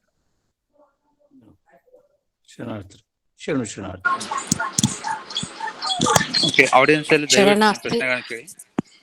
ಶರಣಾರ್ಥಿ ಸ್ವಾಮೀಜಿ, ಶರಣ. ನೀವು ಹೇಳಿದ್ರಿ ಅಮ್ಮ ದೇವಿ ಒಂದು ರೋಲ್ ಮಾಡೆಲ್ ಇದ್ದಂಗೆ, ಅವ್ರ ವೈರಾಗ್ಯ ನಮ್ಗೆ ಒಂದು ತೋರಿಸಿದ್ದಾರೆ ಮಾರ್ಗ ಹೇಗ್ ಮಾಡೋದು ಅಂತ. ಅದು ನನ್ನ ಮೈಂಡ್ ಅಲ್ಲಿ ತುಂಬಾ ತಿಂಗಳಿಂದ ಈ ಕ್ವೆಶನ್ ಇದೆ. ಅದರಿಂದ ನನ್ ಕೆಲವು ಸಲ ಅಕ್ಕಮಹಾದೇವಿ ವಚನ ಜಾಸ್ತಿ ಸೆಳೆಯುತ್ತೆ. ಆದ್ರೆ ಇವಾಗಿಂದ ಕಾಲದಲ್ಲಿ with all the current environment ಅಲ್ಲಿ ಹೌ ಡು ಯು ಬಿಲ್ಡ್ ಆ ತರ ಒಂದು ಇಂಪ್ಲಿಮೆಂಟೇಶನ್ ಹೇಗ್ ಮಾಡ್ಕೊಳ್ಳೋದು? ಅಲ್ಲ, ಆ ರೀತಿ ಆಗ್ಬೇಕಂತ ಏನಿಲ್ಲ. ಯಾಕಂದ್ರೆ ತಪ್ಪೋದೇ ಅಲ್ಲಿ. ಎಷ್ಟೋ ಈಗ ಮಹಾತ್ಮರು ಅವರು ಸಾಧನೆ ಮಾಡ್ತಾ ಮಾಡ್ತಾ ಮಾಡ್ತಾ ಅಂತಿಮವಾಗಿ ಕೊನೆ ಲಾಸ್ಟ್ ಸ್ಟೇಜ್ ನಲ್ಲಿ ಅವ್ರು ಕೊಟ್ಟಿರ್ತಕ್ಕಂತ ಏನು ಸಿದ್ಧಾಂತ ಇದೆಯಲ್ಲ ಅದು ನಾವು ಅಳವಡಿಸ್ಕೊಳ್ಳಕ್ಕೆ ಬರುತ್ತೆ. ಈಗ ನಾವು ಅವರಂತೆ ಮತ್ತೆ ಇನಿಷಿಯಲ್ ಸ್ಟೇಜ್ ನಿಂದ ತಗೊಂಡ್ ಬರ್ಬೇಕಂತ ಏನಿಲ್ಲ. ಸೊ ಹಾಗಾಗಿ ಅದಕ್ಕೆ ಅವ್ರು ಕೊಟ್ಟಿರ್ತಕ್ಕಂತ ಒಂದು ಸಿದ್ಧಾಂತಗಳೇನಿದಾವಲ್ಲ ಅದ್ರ ಪ್ರಕಾರ ನಾವು ಅನುಭವ ಮಾಡ್ಕೊಳ್ಳಿಕ್ಕೆ ಬರ್ತದೆ. ಸೊ ಮುಂದೆ ನಾನು ಅದಕ್ಕೆ ಹೇಳೋದು, ಒಂದು ದಿವಸ ಯಾವ ರೀತಿ ನಮ್ಮ ಒಂದು ಲಿಂಗಾಯತ ಧರ್ಮದಲ್ಲಿ ಅಂತಿಮವಾಗಿರ್ತಕ್ಕಂಥ ಒಂದು ಸತ್ಯ ಯೋಗದ ಮಾರ್ಗವನ್ನ ನಮಗೆ ತೋರಿಸಿಕೊಟ್ಟಿದ್ದಾರೆ ಅನ್ನೋದನ್ನ ಪ್ರಾಕ್ಟಿಕಲ್ ಆಗಿ ತಮಗೆ ತೋರಿಸಿದ್ರೆ ಬಹುಶಃ ಅನುಭವಕ್ಕೆ ಬರುತ್ತೆ ಅಂತ ಅನ್ಕೊಳ್ತೀನಿ.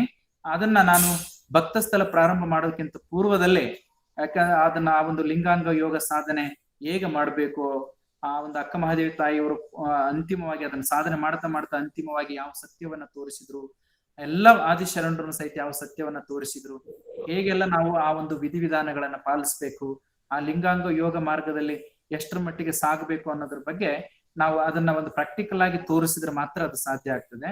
ಈಗೆಲ್ಲ ನಾವು ಹೇಳೋದು ಕೇವಲ ಥಿಯರಿ ಮಾತ್ರ. ಹಾಗಾಗಿ ಅದನ್ನ ನಾವು ಒಂದು ವಿಶಿಷ್ಟ ಕ್ರಮವನ್ನ ಅನುಸರಿಸಿಕೊಂಡು ಮಾಡಿದ್ರೆ ನಮಗೆ ಅದು ಅನುಭವಕ್ಕೆ ಬರುತ್ತದೆ. ಅಂಡ್ ಅದು ನಿಮ್ಮ ಈ ಸ್ಕೆಡ್ಯೂಲ್ ಅಲ್ಲಿ ತುಂಬಾ ಮುಂದೆ ಇದೆಯಾ ಅಥವಾ ಸದ್ಯದಲ್ಲೇ ಇದೆಯಾ ಕೇಳ್ಬೋದಾ? ಒಂದು 2-3 ಎಪಿಸೋಡ್ ನಲ್ಲಿ ಮುಗಿದ್ ಬಿಡುತ್ತೆ. Okay, yeah, thank you. ಶರಣಾರ್ಥಿ. ಅಪ್ಪಾಜಿ, ಒಂದು ಪ್ರಶ್ನೆ ರೀ. ಹಾ, ಸಾಧಕ ಅಂದ್ರೆ ಯಾರು? ಸಾಧನೆ ಅಂದ್ರೆ ಏನು? ಹೇಳಿದ್ನಲ್ಲ ಈಗ. ಆ ಪ್ರಶ್ನೆ ಉತ್ತರ ಕೊಟ್ಟಿದ್ದೀರಿ ಅಪ್ಪಾಜಿ? ಪ್ರಶ್ನೆ ಕೇಳಿದ್ರಿ ಆಮೇಲೆ ಇಲ್ಲ, ನಿಮ್ ಪ್ರಶ್ನೆಗೆ ಫಸ್ಟ್ ಉತ್ತರ ಕೊಟ್ಟರು ಸಿದ್ದು ಅವರೇ. ಕ್ಷಮೆ ಇರಲಿ, ನಾನು ಯಾವ್ದೋ ಕಾರಣದಿಂದ ಮತ್ತೊಮ್ಮೆ ಹೇಳ್ತೀನಿ ಸಂಕ್ಷಿಪ್ತವಾಗಿ. ಸಿದ್ಧಾರ್ಥ, ಸಾಧಕ ಅಂತಂದ್ರೆ ಆತ್ಮದ ಅರಿವನ್ನ ಅದು ತಿಳ್ಕೊಂಡವ್ರು. ಆತ್ಮದ ಅರಿವನ್ನ ತಿಳ್ಕೊಂಡವ್ರು, ನಾನ್ ಯಾರು, ಎಲ್ಲಿಂದ ಬಂದೆ, ಏನು ಅಂತ ತಿಳ್ಕೊಂಡು ಅದ್ರ ಬಗ್ಗೆ ತಿಳ್ಕೊಂಡವ್ರು. ಸಾಧನೆ ಅಂತಂದ್ರೆ ಈಗ ತಿಳ್ಕೊಂಡಾದ್ಮೇಲೆ ನಾನು ಮೂಲ ಪರಮಾತ್ಮನ ಅಂಶ ಅಂತ ತಿಳ್ಕೊಂಡ ಮೇಲೆ ಅದ್ರ ಹತ್ರ ಒಂದಾಗಬೇಕು ಅಂತ ತಿಳ್ಕೊಂಡು ಏನು ವಿಶಿಷ್ಟ ಮಾರ್ಗವನ್ನು ಅನುಸರಿಸಬೇಕಲ್ಲ, ಆ ಮಾರ್ಗ ಅದು ಸಾಧನ ಪಥ. ಹಾಗಾಗಿ ಆ ಒಂದು ಅಲ್ಲಿ ನಮ್ಮ ಲಿಂಗಾಯತ ಧರ್ಮದಲ್ಲಿ ಶತಸ್ಥಲ ಸಿದ್ಧಾಂತ ಸಾಧನ ಕ್ರಮ ಇದೆ. ಆ ಸಾಧನ ಕ್ರಮದಿಂದ ಸಾಧಕ ತಾನು ತಿಳ್ಕೊಂಡಿರ್ತಕ್ಕಂಥ ಅಸ್ತಿತ್ವದಲ್ಲಿ ಒಂದಾಗಬೇಕು ಅಂತ ತಿಳ್ಕೊಂಡು ಹೋಗ್ತಾನೆ. ಹಾಗಾಗಿ ಸಾಧಕ ಅರಿತುಕೊಂಡವನು ಸಾಧನೆ ಮಾಡ್ತಾ ಮೂಲ ಸಾಧನದಲ್ಲಿ ಅಂದ್ರೆ ಪರಮಾತ್ಮನ ಅಸ್ತಿತ್ವದಲ್ಲಿ ಒಂದಾಗಬೇಕು ಅನ್ನೋದು. ಹಾ ರೀ ಅಪ್ಪಾಜಿಗ, ಅಂದ್ರೆ ನಾವು ಬಂದಿರೋದು ದೇವರಿಂದ ಬಂದಿದ್ದೀವಿ, ದೇವರ ಹತ್ರ ಹೋಗ್ಬೇಕು ಅಂದ್ರೆ ಅಷ್ಟೇ ಮುಖ್ಯವಾಗಿರ್ತಕ್ಕಂಥದ್ದು ನಾವು ಮಾಡ್ಬೇಕಾಗಿರ್ತಕ್ಕಂಥ ಸಾಧನೆ. ಅಧ್ಯಾತ್ಮದ ವಿಷಯದಲ್ಲಿ ಬಂದಾಗ ಅಷ್ಟೇ. ಹಾ, ಸಿದ್ಧಾರ್ಥ ಅವ್ರು ಕೇವಲ ತಿಳ್ಕೊಳ್ಳ ತಕ್ಷಣ ಆಗೋದಿಲ್ಲ, ಅದ್ ನಮ್ಮ ಅನುಭವಕ್ಕೆ ಬರಬೇಕು. ಅದರದೇ ಆಗಿರ್ತಕ್ಕಂಥ ಕ್ರಮಾವಳಿಕೆ ಇದಾವೆ.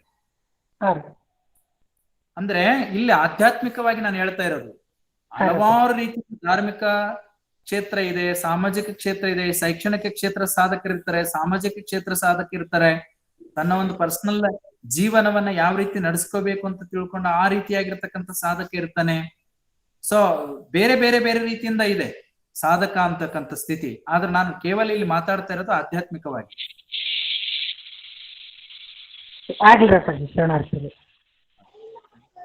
ಶರಣಾರ್ಥಿಗಳು ಸ್ವಾಮಿ. ಹಾ, ಶರಣಾರ್ಥಿ. ಅದೇ ನನ್ಗೇನಂತಂದ್ರೆ ಇದು ಆಗಮ ವೇದಾಂತ ಇದ್ರಲ್ಲೆಲ್ಲ ಸ್ವಲ್ಪ ಸ್ವಲ್ಪ ಅಂಶಗಳು ತಗೊಂಡಿದ್ದಾರೆ ಅಂತ ಹೇಳಿದ್ರಲ್ಲ, ಜೈನಿಸಂ ಅಲ್ಲಿ, ಆಮೇಲೆ ಬುದ್ಧಿಸಮ್ದು ಅದೆಲ್ಲ ತಗೊಂಡಿದ್ದಾರೆ ಅಂತ ಹೇಳಿದ್ರಲ್ಲ, ಹೌದಾ ಸ್ವಾಮೀಜಿ? ಅದೇ ಅದ್ ತಗೊಳಕ್ ಇದನ್ನ ಫಸ್ಟ್ ಜೈನಿಸಂ ಬುದ್ಧಿಸಂ ಬಂತ, ಆಮೇಲೆ ವೇದಗಳು ಉಪನಿಷತ್ಗಳು ಬಂತ? ಇಲ್ಲ, ಮೂಲ ವೇದ, ಆಮೇಲೆ ಉಪನಿಷತ್ತುಗಳು, ಆಮೇಲೆ ಬೌದ್ಧ ಧರ್ಮ, ಅದಕ್ಕಿಂತ ಪೂರ್ವದಲ್ಲಿ ಜೈನ ಧರ್ಮ. ಅದಕ್ಕಿಂತ ಪೂರ್ವದಲ್ಲಿ ಜೈನ ಧರ್ಮ. Okay okay. ಅಲ್ಲ, ನೀವು ಅದಿದ್ರು ಈ ಅಂಶ ತಗೊಂಡ್ರು ಅಂತ ಹೇಳಿದ್ರಲ್ಲ, ಅದಕ್ಕೆ ಕೇಳ್ದೆ ನಾನು.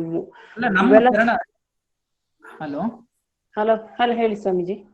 ಅಂದ್ರೆ ನಂತರದಲ್ಲಿ ವೇದಗಳವರು ಮೊದಲು ತಗೊಂಡು ಬರೆದಿರೋದಲ್ಲ, ಮೊದಲು ಇರ್ತಕ್ಕಂಥವ್ರನ್ನ ಮತ್ತೆ ಅವ್ರು ಏನ್ ಮಾಡಿದ್ರು ಅಂದ್ರೆ ತಮ್ಮಲ್ಲಿ ಸೇರಿಸ್ಕೊಂಡ್ರು, ಬುದ್ಧನ ವಿಚಾರಗಳನ್ನ ಸೇರಿಸ್ಕೊಂಡ್ರು ಈ ಕರ್ಮಕಾಂಡದಲ್ಲಿ. ಅಂದ್ರೆ ಮೂಲ ಜ್ಞಾನಕಾಂಡ, ಮೂಲ ವೇದಗಳ ವಿಚಾರ ಹಾಗೇ ಇದಾವೆ. ಆದ್ರ ನಂತರದಲ್ಲಿ ಏನ್ ಮಾಡಿದ್ರು ಅಂತಂದ್ರೆ ಒಟ್ಟಾರೆ ಭಾರತೀಯ ಸಂಸ್ಕೃತಿಯಲ್ಲಿ ಹುಟ್ಟಿರ್ತಕ್ಕಂಥ ಎಲ್ಲಾ ಧರ್ಮಗಳ ವಿಚಾರಗಳನ್ನು ನಮ್ಮ ಒಂದು ಹಿಂದೂ ಧರ್ಮದ ವಿಚಾರಗಳು ಅಂತ ತಿಳ್ಕೊಂಡು ವೇದಗಳಲ್ಲಿ ಅವ್ರು ಅಳವಡಿಸ್ಕೊಂಡ್ರು. ನೋಡಿ, ಶೈವರ ಮೇಲೆ ಅವರು ಮೊದಲಿಗೆ ಏನ್ ಮಾಡಿದ್ರು ಅಂತಂದ್ರೆ ಯುದ್ಧ ಮಾಡ್ಲಿಕ್ಕೆ ಪ್ರಯತ್ನ ಮಾಡಿದ್ರು, ಅಂದ್ರೆ ದ್ರಾವಿಡರ ಮೇಲೆ. ಆವಾಗ ಆಗ್ಲಿಲ್ಲ, ಅವ್ರನ್ನ ಮಾನಸಿಕ ಗುಲಾಮರನ್ನ ಮಾಡ್ಕೊಳ್ಳಿಕ್ಕೆ ಈ ಒಂದು ದೇವರುಗಳನ್ನ ಸೃಷ್ಟಿ ಮಾಡಿಬಿಟ್ರು. ಯಾಕಂದ್ರೆ ಶೈವರು ಮೂಲ ಶಿವನಷ್ಟೇ ಆರಾಧಿಸ್ತಾ ಇದ್ರು. ಆಮೇಲೆ ನಂತರದಲ್ಲಿ ಏನ್ ಮಾಡಿದ್ರು ಅಂತಂದ್ರೆ ಅನೇಕ ದೇವತೆಗಳನ್ನ ಸೃಷ್ಟಿ ಮಾಡಿ ಆಗಮದ ವಿಚಾರಗಳು ಅಂತ ಅವ್ರು ತಗೊಂಡು, ಆಮೇಲೆ ಆಗಮ ಮತ್ತು ಮೂಲ ವೇದಗಳು ಒಂದೇ ಅಂತ ತಿಳ್ಕೊಂಡು ಹೇಳಿ ಜನಗಳಿಗೆ ಡಿಶಾಬಲ್ ಮಾಡ್ತಾ ಮಾಡ್ತಾ ಮಾಡ್ತಾ ಅವ್ರನ್ನ ತಮ್ಮ ಮಾನಸಿಕ ಗುಲಾಮರನ್ನಾಗಿ ಮಾಡ್ಕೊಂಡು ಅವಾಗ ಹೊಂದಾಣಿಕೆ ಮಾಡ್ಕೊಂಡ್ರು. ಆ ರೀತಿ ಹೊಂದಾಣಿಕೆ ಆಗಿರ್ತಕ್ಕಂಥವ್ರು ಈಗಿನ ಪಂಚಾಚಾರ್ಯ. ಅದಕ್ಕೆ ಸ್ಪಷ್ಟವಾಗಿ ಹೇಳೋದು, ಮೂಲ ಶಿವನನ್ನ ಬಂದಿದ್ರೆ ಅದು ಶೈವ ಧರ್ಮ ಒಂದು ಧರ್ಮನೇ ಆಗಿರ್ತಾ ಇತ್ತು. ಶಿವನಲ್ಲಿ ಮೂಲ ಸಮತಾ ತತ್ವ ಇದೆ. ಆದ್ರೆ ಅವ್ರು ಏನ್ ಮಾಡಿದ್ರು, ವೇದವರ ಜೊತೆ ಸೇರ್ಕೊಂಡು ಆಗಮ ವೇದಗಳು ಎಲ್ಲ ಹೊಂದಾಣಿಕೆ ಮಾಡ್ಕೊಂಡ್ಬಿಟ್ಟು ಅವರು ಇಬ್ರು ಸೇರ್ಕೊಂಡು ತಪ್ತಾ ಇದ್ದಾರೆ. ಹರಿಹರ ಎರಡನ್ನೂ ಸೇರ್ಕೊಂಡು ಮಾಡ್ತಕ್ಕಂಥವ್ರು ಈ ಪಂಚಚಾರರು ಮತ್ತು ವೇದ.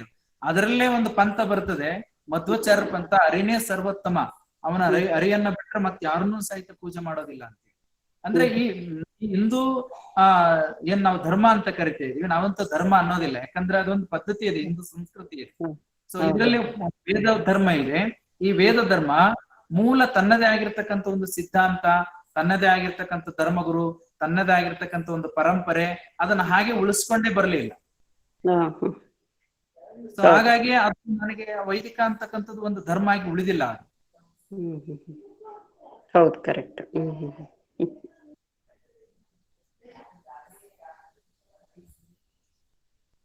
ಹಲೋ ಹಲೋ ಹಲೋ ಶರಣಾರ್ಥಿ ಸ್ವಾಮೀಜಿ. ಹಲೋ, ಇದು ಒಂದು ವಚನದ ಅರ್ಥ ಹೇಳ್ತೀರಾ ಸ್ವಾಮೀಜಿ? ಜನಿತಕ್ಕೆ ತಾಯಾಗಿ ಹೆತ್ತಳು ಮಾಯೆ ಅಂತ ಬಂದಿದೆಯಲ್ಲ, ಈ ವಚನದ ಅರ್ಥ. ಪೂರ್ತಿ ಹಾ, ಹೇಳಲ್ವಾ? ಹಾ, ಹ್ಮ್. ಹೌದೌದೌದು. ಅಂದ್ರೆ ಏನು? ಅಲ್ಲಿ ಚಿಕ್ಕವರಿದ್ದಾಗ ಬಸವಣ್ಣವ್ರಿಗೆ ಹೆಣ್ಣು ಹಾ. ಅಂದ್ರೆ ಮಾಯೆ ಮಾಯೆ ಮಾಯೆ ಅಂತ ಇವರು ಹಾ. ಕರಿತಾ ಇದ್ದಾರೆ. ಹಾ. ಆದ್ರೆ ಬಸವಣ್ಣವರು ಹೇಳೋ ಮೂಲ ಸಿದ್ಧಾಂತದ ಮಾಯೆ ಬೇರೆ. ಈ ಸೃಷ್ಟಿ ಹ್ಮ್. ಉಗಮ ಆಗ್ಬೇಕಾದ್ರೆ ಆ ಒಂದು ಹ್ಮ್. ಮಾಯಾ ಸ್ಥಿತಿ ಬೇರೆ. ಹ್ಮ್. ಅದು ಶಕ್ತಿ ಅಂತ ತಿಳ್ಕೊಂಡು ನಾವ್ ಹೇಳ್ತಾರೆ, ನಂತರ್ಗತದಲ್ಲಿ ಇರ್ತಕ್ಕಂಥ ಒಂದು ಶಕ್ತಿ ಅದು ಬೇರೆ. ಆದ್ರೆ ಹ್ಮ್. ಇಲ್ಲಿ ಬಸವಣ್ಣವರು ಹೇಳೋದು ಅಂತಂದ್ರೆ ಸಾಮಾಜಿಕ ಅರ್ಥ ಇಲ್ಲಿ. ಅಂದ್ರೆ ಹ್ಮ್. ಇವು ಬ್ರಾಹ್ಮಣ್ಯ ವ್ಯವಸ್ಥೆಯಲ್ಲಿ ಹೆಣ್ಣು ಮಗಳು ಶೂದ್ರಳು, ಅವಳು ಮಾಯೆ, ಅವಳಿಗೆ ದೀಕ್ಷೆ ಕೊಡ್ಲಿಕ್ಕೆ ಬರೋದಿಲ್ಲ ಅಂತ ತಿಳ್ಕೊಂಡು ಏನು ವಾದ ಮಾಡ್ತಾರಲ್ಲ, ಅವಾಗ ಬಸವಣ್ಣವರು ಅದ್ರ ಬಗ್ಗೆ ನೆಗೆಟಿವ್ ಇದೆ ಅಲ್ಲಿ. ಅಂದ್ರೆ ಏನ್ ಇವರು ಎತ್ತ ತಾಯಿಯನ್ನ ಮಾಯೆ ಅಂತ ಕರೆದ್ರು, ಆ ಒಡಲ್ಲಿ ಹುಟ್ಟಿರ್ತಕ್ಕಂಥ ಹೆಣ್ಣನ್ನ ತನ್ನ ಮಗಳನ್ನ ಮಾಯೆ ಅಂತ ಕರೆದ್ರು, ಒಡನಾಡ್ತಕ್ಕಂಥ ಹೆಂಡತಿಯನ್ನ ಮಾಯೆ ಅಂತ ಕರೆದ್ರು. ಈ ಮಾಯೆಯ ಕಳುವಡೆ ಅಳವಲ್ಲಪ್ಪ, ಏನ್ ಮಾಡ್ಲಿ ಅಂತ ತಿಳ್ಕೊಂಡು ಅಲ್ಲಿ ಅವ್ರಿಗೆ ಒಂಥರ ಪ್ರಶ್ನೆ ಕಾಡ್ತಾ ಇದೆ ಅವ್ರಿಗೆ. ಸೊ ಅದು ಮುಂದೆ ಪರಿಹಾರ ಮಾಡ್ತಾರೆ. ಆ ಪರಿಹಾರ ಮಾಡಿದಾಗನೇ ಅದಕ್ಕೆ ಪ್ರಭಾವಕ್ಕೆ ಒಳಗಾಗಿರ್ತಕ್ಕಂಥ ಸಿದ್ದರಾಮೇಶ್ವರು ಹೆಣ್ಣು ಅಲ್ಲ, ಹೆಣ್ಣು ರಕ್ಕಸಿ ಅಲ್ಲ, ಹೆಣ್ಣು ಸಾಕ್ಷಾತ್ ಕಪಿಲ ಸಿದ್ಧ ಮಲ್ಲಿಕಾರ್ಜುನ ಅನ್ನಷ್ಟರ ಮಟ್ಟಿಗೆ ಅವರು ಹೆಣ್ಣಿಗೆ ಧಾರ್ಮಿಕ ಸ್ವಾತಂತ್ರ್ಯವನ್ನ ಕೊಟ್ಟರು ಅಂತ. ಅದಕ್ಕೆ ಹೆಣ್ಣು ಮಾಯೆಯನ್ನ, ಹೆಣ್ಣನ್ನ ಕಾಮನ ದೃಷ್ಟಿಯಿಂದ ನೋಡ್ತಕ್ಕಂತ ಗಂಡಿನ ಆ ವಿಕೃತ ಮನಸ್ಸು ಮಾಯೆ ಅಂತ ತಿಳ್ಕೊಂಡು ಹೇಳಿದ್ರು. ಆಮೇಲೆ ಅಲ್ಲಮ ಪ್ರಭುದೇವರು ಮನದ ಮುಂದಣ ಆಸೆಯೇ ಮಾಯೆ ಅಂತ ತಿಳ್ಕೊಂಡು ಕರೆದ್ರು. ಸೊ ಹಾಗಾಗಿ ಅಲ್ಲಿ ಆ ಅರ್ಥದಲ್ಲಿ, ಸಾಮಾಜಿಕ ಅರ್ಥದಲ್ಲಿ ಅವ್ರು ಹೇಳಿದ್ರು. ನೋಡೋ ದೃಷ್ಟಿಯಲ್ಲಿ ಇರುತ್ತೆ ಅಂತ. ನೋಡೋ ದೃಷ್ಟಿಯಲ್ಲಿ. ಇದು ಫುಲ್ಲು ಮೋಹಕ್ಕೆ ಮಗುವಾಗಿ ಹುಟ್ಟಿದಳು ಮಾಯೆ. ಜನಿತಕ್ಕೆ ತಾಯಾಗಿ ಎತ್ತಳು ಮಾಯೆ, ಮೋಹಕ್ಕೆ ಮಗಳಾಗಿ ಹುಟ್ಟಿದಳು ಮಾಯೆ, ಕೂಟಕ್ಕೆ ಸ್ತ್ರೀಯಾಗಿ ಹುಟ್ಟಿದಳು ಮಾಯೆ. ಅಂದ್ರೆ ಅವ್ರಿಗೆ ಪ್ರಶ್ನೆ ಮಾಡ್ತಾ ಇದಾರೆ, ಅಲ್ಲಪ್ಪ ನಿನ್ನ ಹುಟ್ಟಿಸಿದಳು ತಾಯಿ ತಾನೆ, ನಿನ್ನ ತಾಯಿಯನ್ನೇ ಮಾಯೆ ಅಂತ ಕರಿತೀಯಾ? ನೀನು ಒಡನಾಡ್ತಕ್ಕಂಥ ಒಂದು ಹೆಣ್ಣು, ನೀನ್ ಅದನ್ನ ಮಾಯೆ ಅಂತ ಕರಿತೀಯಾ? ನೀನು ಒಡಲಲ್ಲಿ ಹುಟ್ಟಿರ್ತಕ್ಕಂಥ ಒಂದು ಹೆಣ್ಣು, ಅದನ್ನ ಮಾಯೆ ಅಂತ ಕರಿತೀಯಲ್ಲಪ್ಪ ನೀನೆಂತವನು ಅಂತ ಪ್ರಶ್ನೆ ಮಾಡ್ತಾರೆ. ಸರಿ, ಇದು ಹಾಗೆ ಒಂದೇ ಲೈನ್ ಆಗಿದೆಲ್ಲ ಅರ್ಥ ಕೊನೆ ತನಕ. ಶರಣಾರ್ಥಿ ಸ್ವಾಮೀಜಿ.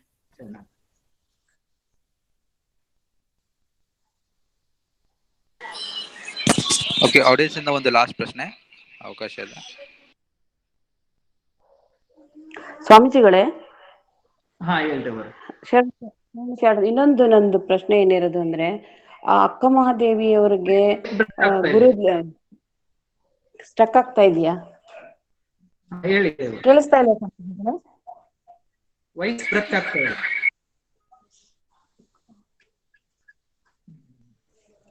ಏನ್ ಮಾಡಿದ್ರಿ? ಕೇಳಿಸ್ತಾ ಇದೆ ಸ್ವಾಮೀಜಿ? ಅದೇ ಅಕ್ಕ ಮಹಾದೇವಿಯವರು ಹುಟ್ಟಿದಾಗ ಗುರುಲಿಂಗ ಸ್ವಾಮಿಗಳು ಬಂದ್ಬಿಟ್ಟು ಅವ್ರಿಗೆ ಲಿಂಗ ದೀಕ್ಷೆ ಕೊಡ್ತಾರೆ ಅಲ್ವಾ? ಅವಾಗ ಅಲ್ಲಿ ಕೊಡುವಾಗ ಇಲ್ಲಿ ಬಸವಣ್ಣವ್ರ ಆಲ್ರೆಡಿ ಅವಾಗ ಲಿಂಗನ ಕಂಡಿಡ್ದಿದ್ರ, ಅಥವಾ ಅವ್ರಿಗೂ ಅಥವಾ ಬಸವಣ್ಣವ್ರಿಗೂ ಅಕ್ಕ ಮಹಾದೇವಿಗೂ ಎಷ್ಟು ಏಜ್ ಡಿಫ್ರೆನ್ಸ್ ಆಗುತ್ತೆ ಅವಾಗ?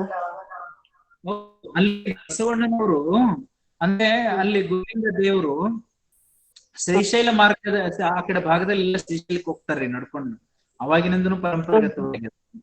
ಹಾಗಾಗಿ ಅಲ್ಲಿ ಹೋಗ್ಬೇಕಾದ್ರೆ ಇಲ್ಲಿ ಬಸವಣ್ಣನವರು ಇಲ್ಲಿಂದ ಅನುಭವ ಮಂಟಪದಿಂದ ವಚನಗಳೇನು ಕಟ್ಟುಗಳಿರ್ತವೆ ಎಲ್ಲ ಕಡೆ ಕಳಿಸ್ತಾ ಇದ್ರು ಅವರು ಪ್ರಚಾರಕ್ಕೆ. ಜಂಗಮರು ತಯಾರು ಮಾಡಿದ್ರು ಧರ್ಮ ಪ್ರಚಾರಕ್ಕೆ.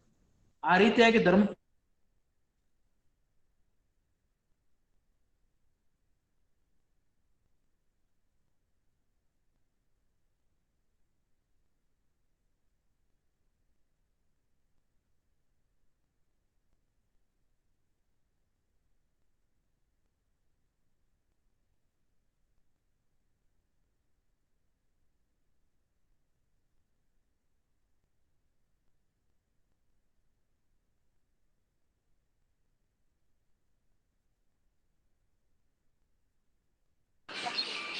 ಗುರುಗಳು ರೀಜಾನ್ ಆಗ್ತಾ ಇದಾರೆ, 1 ನಿಮಿಷ.